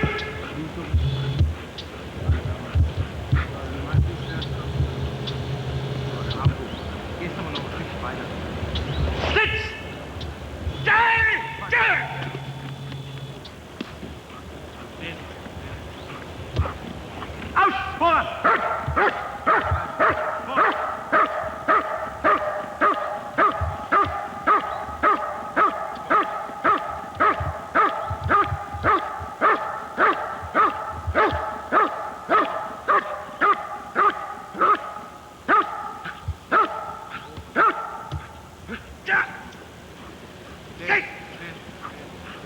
Aus!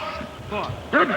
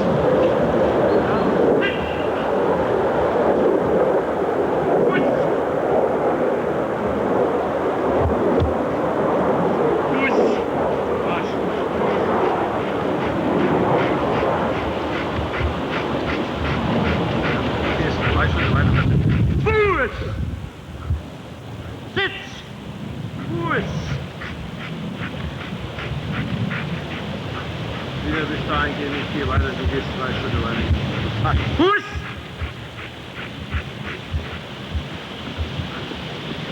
Fuß! Fuß! Fuß! Fuß! Marsch! Fuß! Halt weitermachen, auch wenn wir stehen. Sitz! Bleib! Durch, schön brav. Das war brav. Bleib schön brav, Sitz. Sitz bei Fuß. This is Patrol from Mühlenbruch. He was 2 times Landesgruppen champion. The last protection I make for 4 weeks, that's the first protection what I do with him. And he was last year number 5 bei der Europameisterschaft. Die Fuß! Kommt ja einmal mehr bald. Ja, aber das, wenn ich da bin. Wenn ich einigermaßen erfällt, voran. Gut.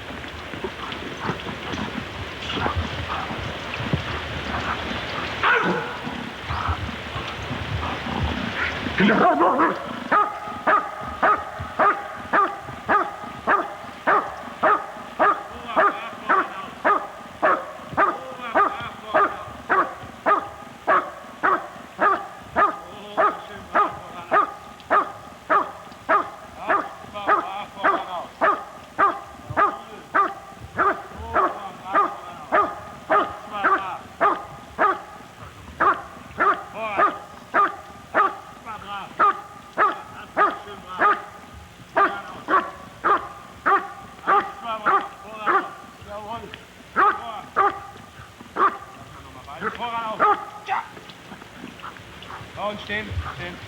Aus! Oh, schön brav, voran aus. Jawohl! Alles brav.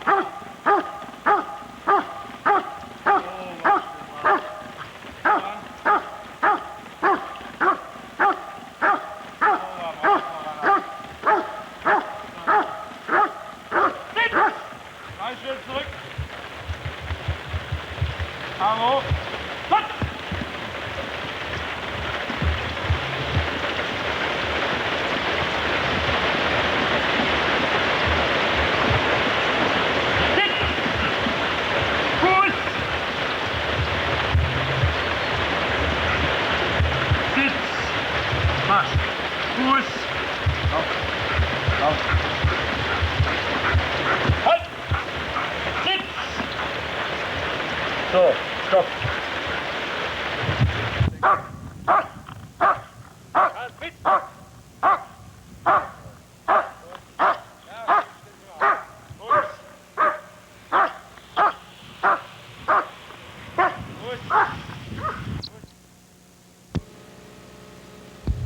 This is a blind with a door in the middle.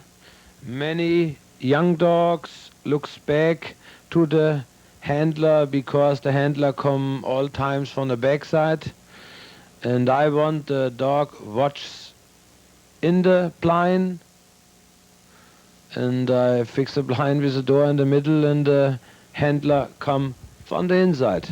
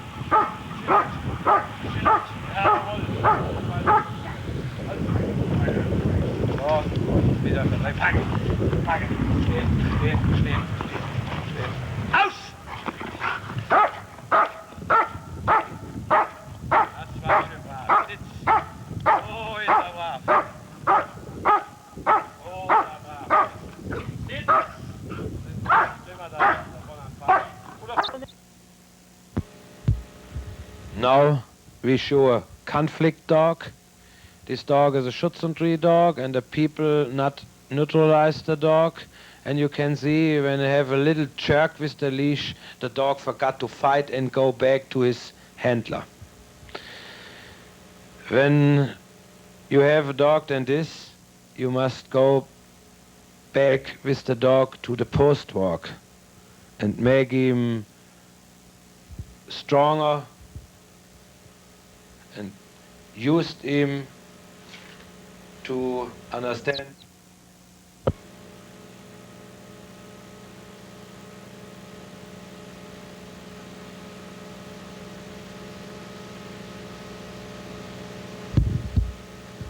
This dog have not a good self-confidence. Now we train for this. And important, this dog must learn the neutralizing.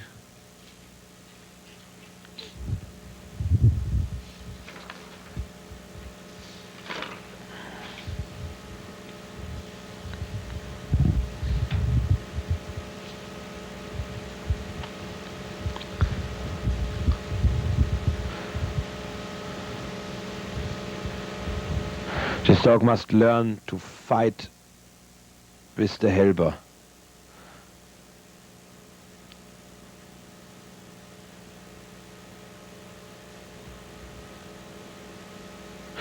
This dog was afraid in the beginning to make body contact with the helper. This dog was a dog what the people trained before. All corrections come from the helper, and now the helper can make with him what he want. When the helper speak go out, he let go. And now I like to change this.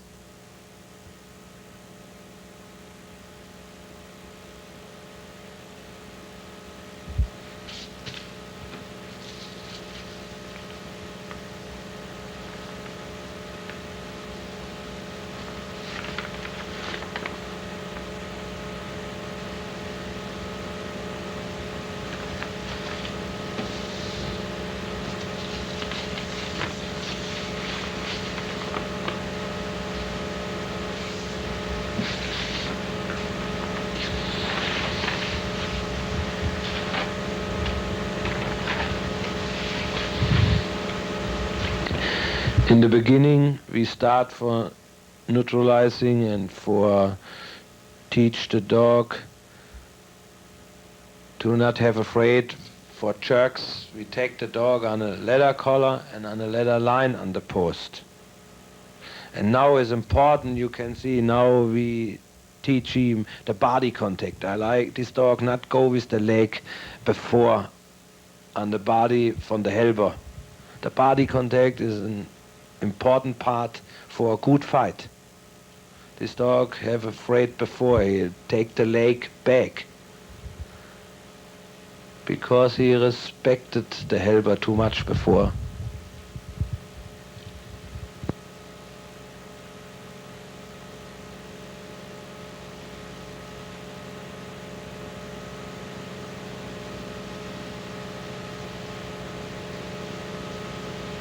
Now we change this.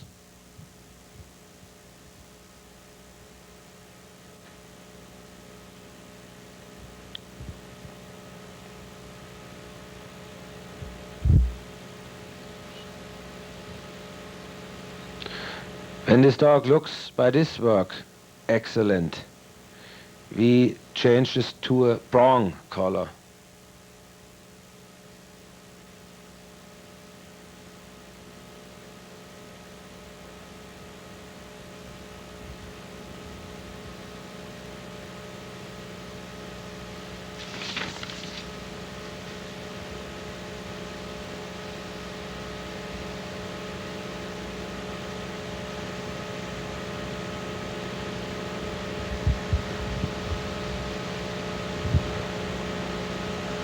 Now I show the body contact is important.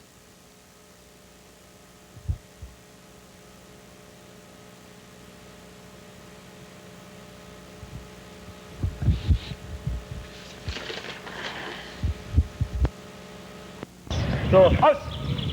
Wenn er dieses verträgt, wechseln wir vom Lederhalsband zum Stachelhalsband.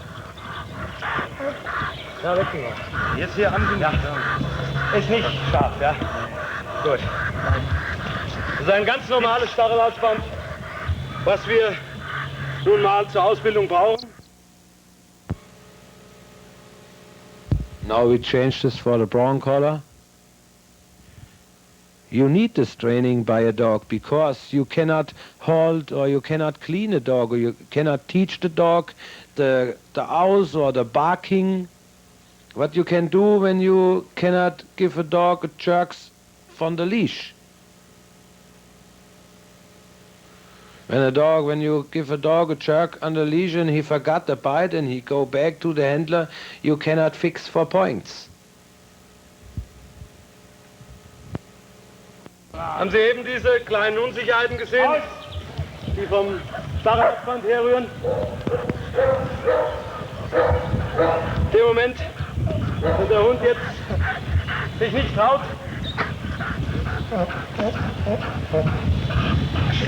ins Stachelhalsband reinzugehen, in dem Moment gebe ich ihm einen Schritt.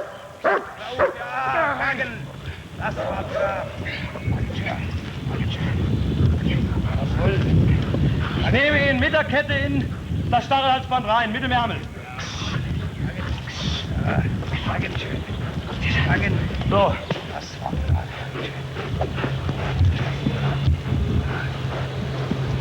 Aus!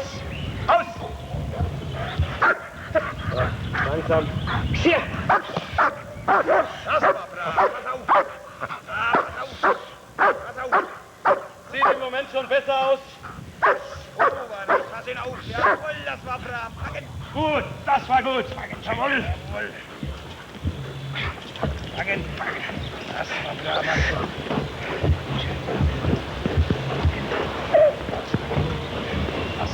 Hier geht es nur darum, um gegen äußere Einwirkungen den Hund abzuhärten.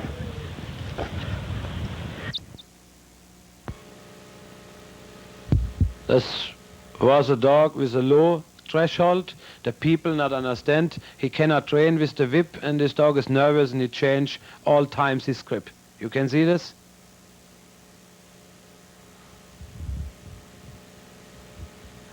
You can see this dog later, 2 months later, I train this dog.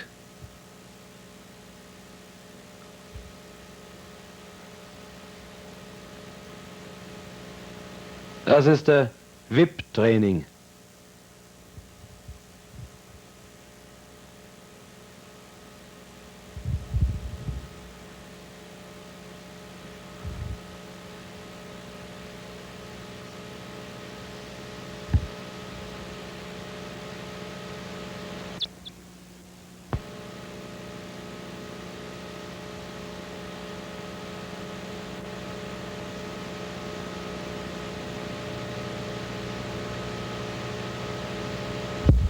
Now you can see a 8-year-old fox terrier female with many times Schutz und Tree and many times 100 points in the protection.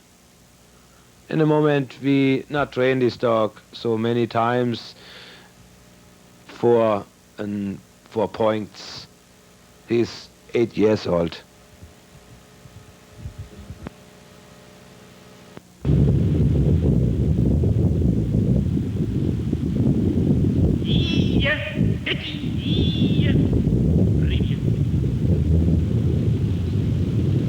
Hier. Hier.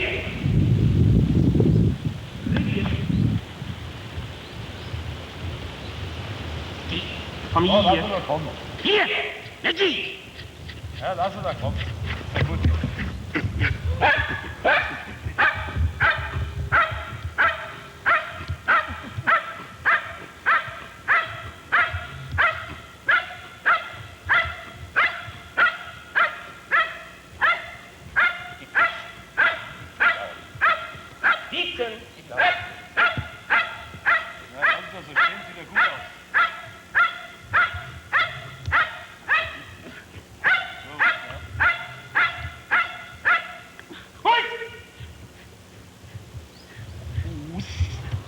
So, jetzt stoppen, ha?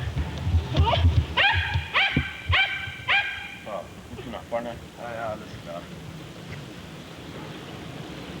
Hey.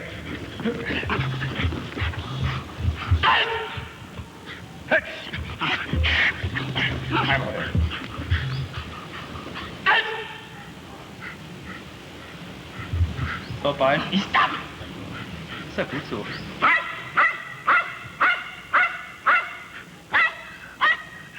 Ist ja gut so. Ist ja gut gemacht. So. Ach gut. Ja. Ja, das ist ja gut so. Lass mich. Hey. Sitz. Sitz.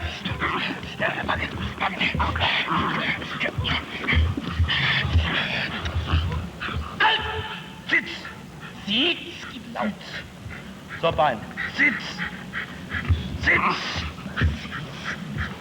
Aua, schön, gar nicht so schön. So, nimmst du die Leine.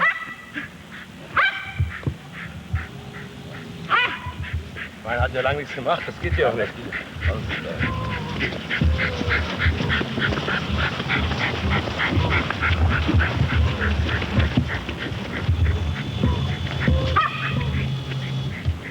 So, jetzt machen wir es ein bisschen länger.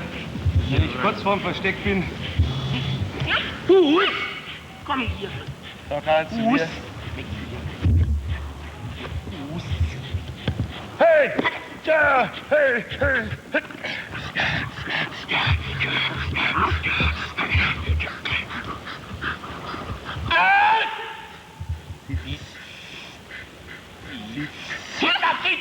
Hörst du? Bein. Sitz. Sitz. Sitz. Platz mal. Fuß. Hier, Fuß. Jetzt. Ich sag das schon nicht, dass wir kein Training gemacht haben. Das haben wir David schon. Das ist ja gut, so ein Hund ist auf der ganzen Welt nicht. So. So, jemand sich hier. Fuß. So. So, geh hoch wieder. Nimmst du nur mit? Komm hier. Komm.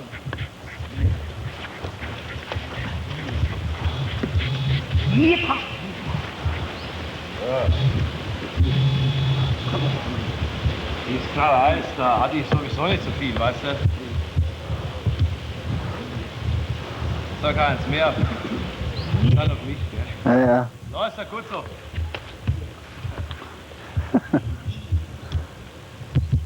Hey! Halt! Da! Auf geht's!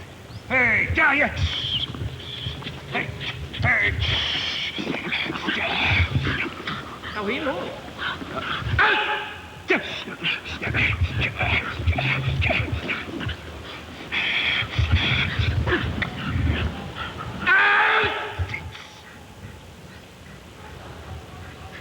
Aussitzen, geh aus!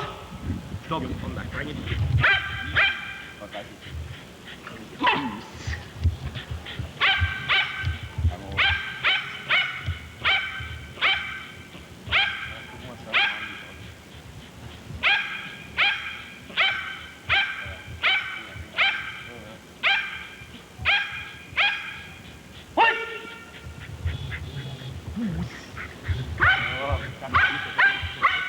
schon mal.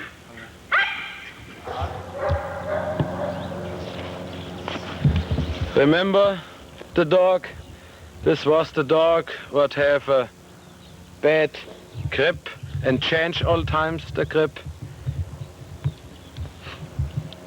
This was the dog what the people trained before with the whip. Now I train this dog, I help this person in the training, and he looks in the moment excellent.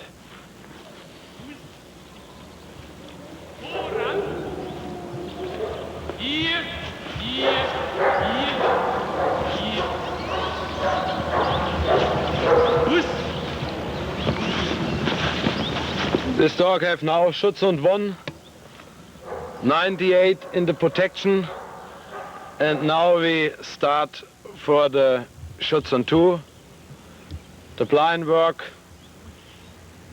We train this dog, I think, 10 days in the blind work now.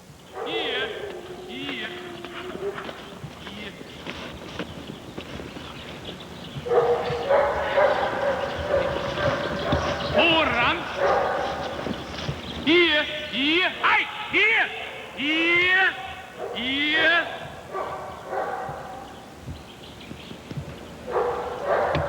Los.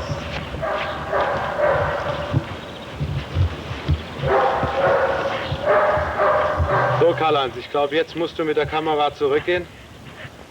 Geht. Hier, hier, hier. Oh, we make by the blind walk a little obedience training. Now he must go for one blind. Also jetzt, so einer, schick ihn mal dahin. Steck's nochmal.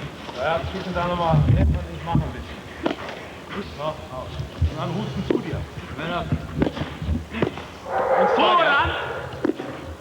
So, und jetzt rufen Hier! die Abhaut. Hier, hier, hier. Noch einmal da rein. Fuß, Fuß. Gib mal ein bisschen. Fuß! Voran! Hier, hier. So, loben. War brav, gleich loben. Laut, laut, laut, laut, laut, laut. So. Und jetzt müssen wir, mach den Hund mal da dran. So, Karl-Heinz, jetzt musst du die Kamera verstellen, weil mir das zu nah.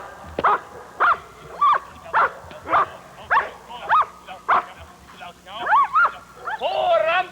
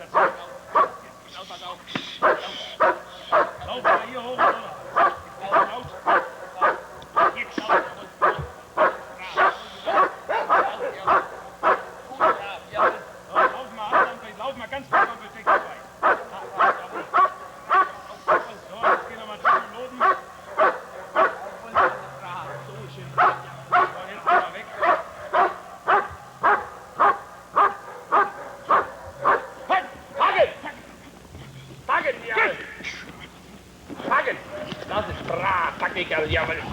Packen! Packen! Bein. Packen, jawohl, das ist brav. Packen vielleicht, jawohl, packen. Packen. Und zur Kamera ein bisschen. Packen, jawohl, packen. Oben auf den Boden kurz. Packen.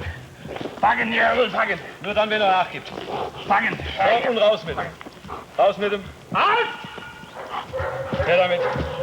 Brav, jawohl. So. Machen wir. Mach die Leine hinten raus. Ja, oder komm her, nee, schick ihn noch einmal. Schick ihn noch einmal. Laut, laut, laut. Laut. Voran!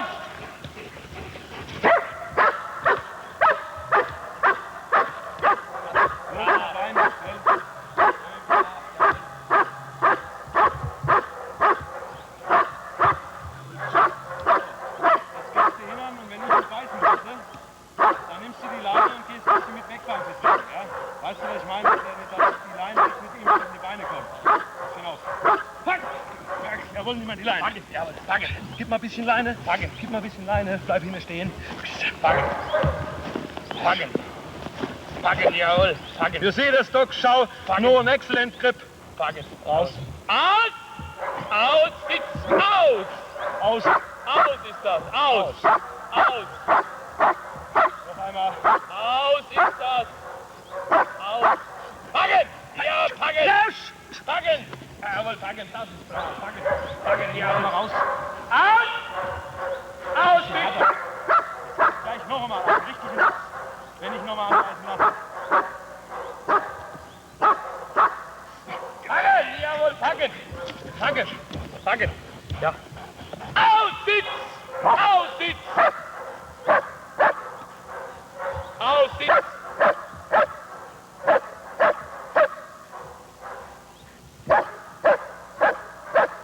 Jetzt ohne dass du rausreißt. Packen! Aus! Arbeiten. Aus, Sitz, gib laut. So. Aus, Sitz, gib schön.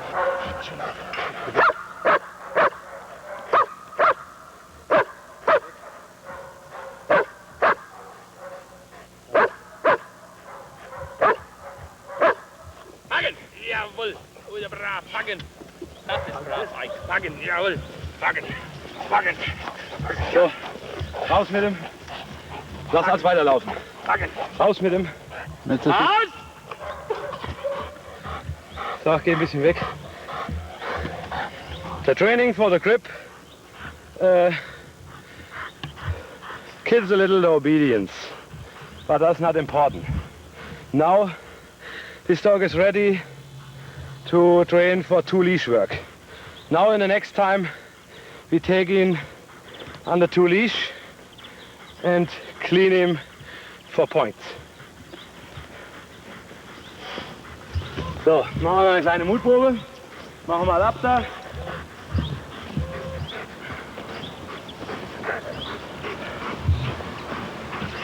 Gehen wir da hin. Noch mal einmal Mutprobe mit auslassen. So ein bisschen mehr nicht auflässt. Ja, pass mal.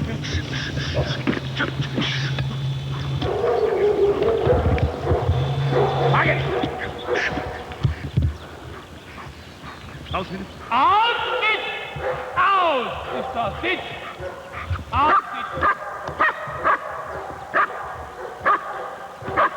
Packen! Now we come to the end from this training tape, and I like to speak some things from the last 2 dogs, from the conflict dogs. The last dog, what you saw, was a dog that people train with the whip. And this dog have a low threshold. And a low threshold means a dog is come quick, he come quick with his temperament to fight. He is a wake up dog. It's not a tired dog, it's a wake up dog. This dog is in the first minutes dare to fight. And a dog with a low threshold, you cannot train with the whip. When a dog has a high threshold, a dog that needs a little more to come for a fight or to wake up, then maybe you can train a little with the whip. But I told you before, I not want the whip and I not like the whip. We must make this moving. And I hope now you understand what a dog must have inherited to be a dog what we can train or what we can fix for a title or what we can take a title on. With my training way you can train all breed of dogs. People call me and speak, I can train a Rottweiler with this way, or you can train a Fox Terrier when you want with this way. All what I like what I like to speak is, I not want a helper control in the protection my dog. All control must come from the helper, from the handler, not from the helper, because a helper that can control my dog, he can make running the dog. This means he can tell him no bite in the dog, no bite, and I want a dog that no respected the helper.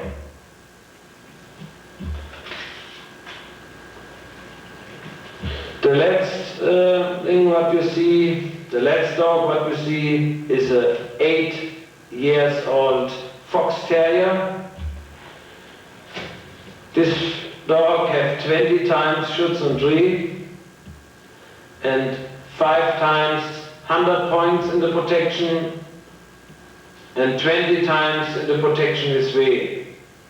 This dog lose a little obedience now. We not more train this dog so strong in the obedience because 8 years old and was a good little dog. With this dog I like to explain you can train all dogs with my training way.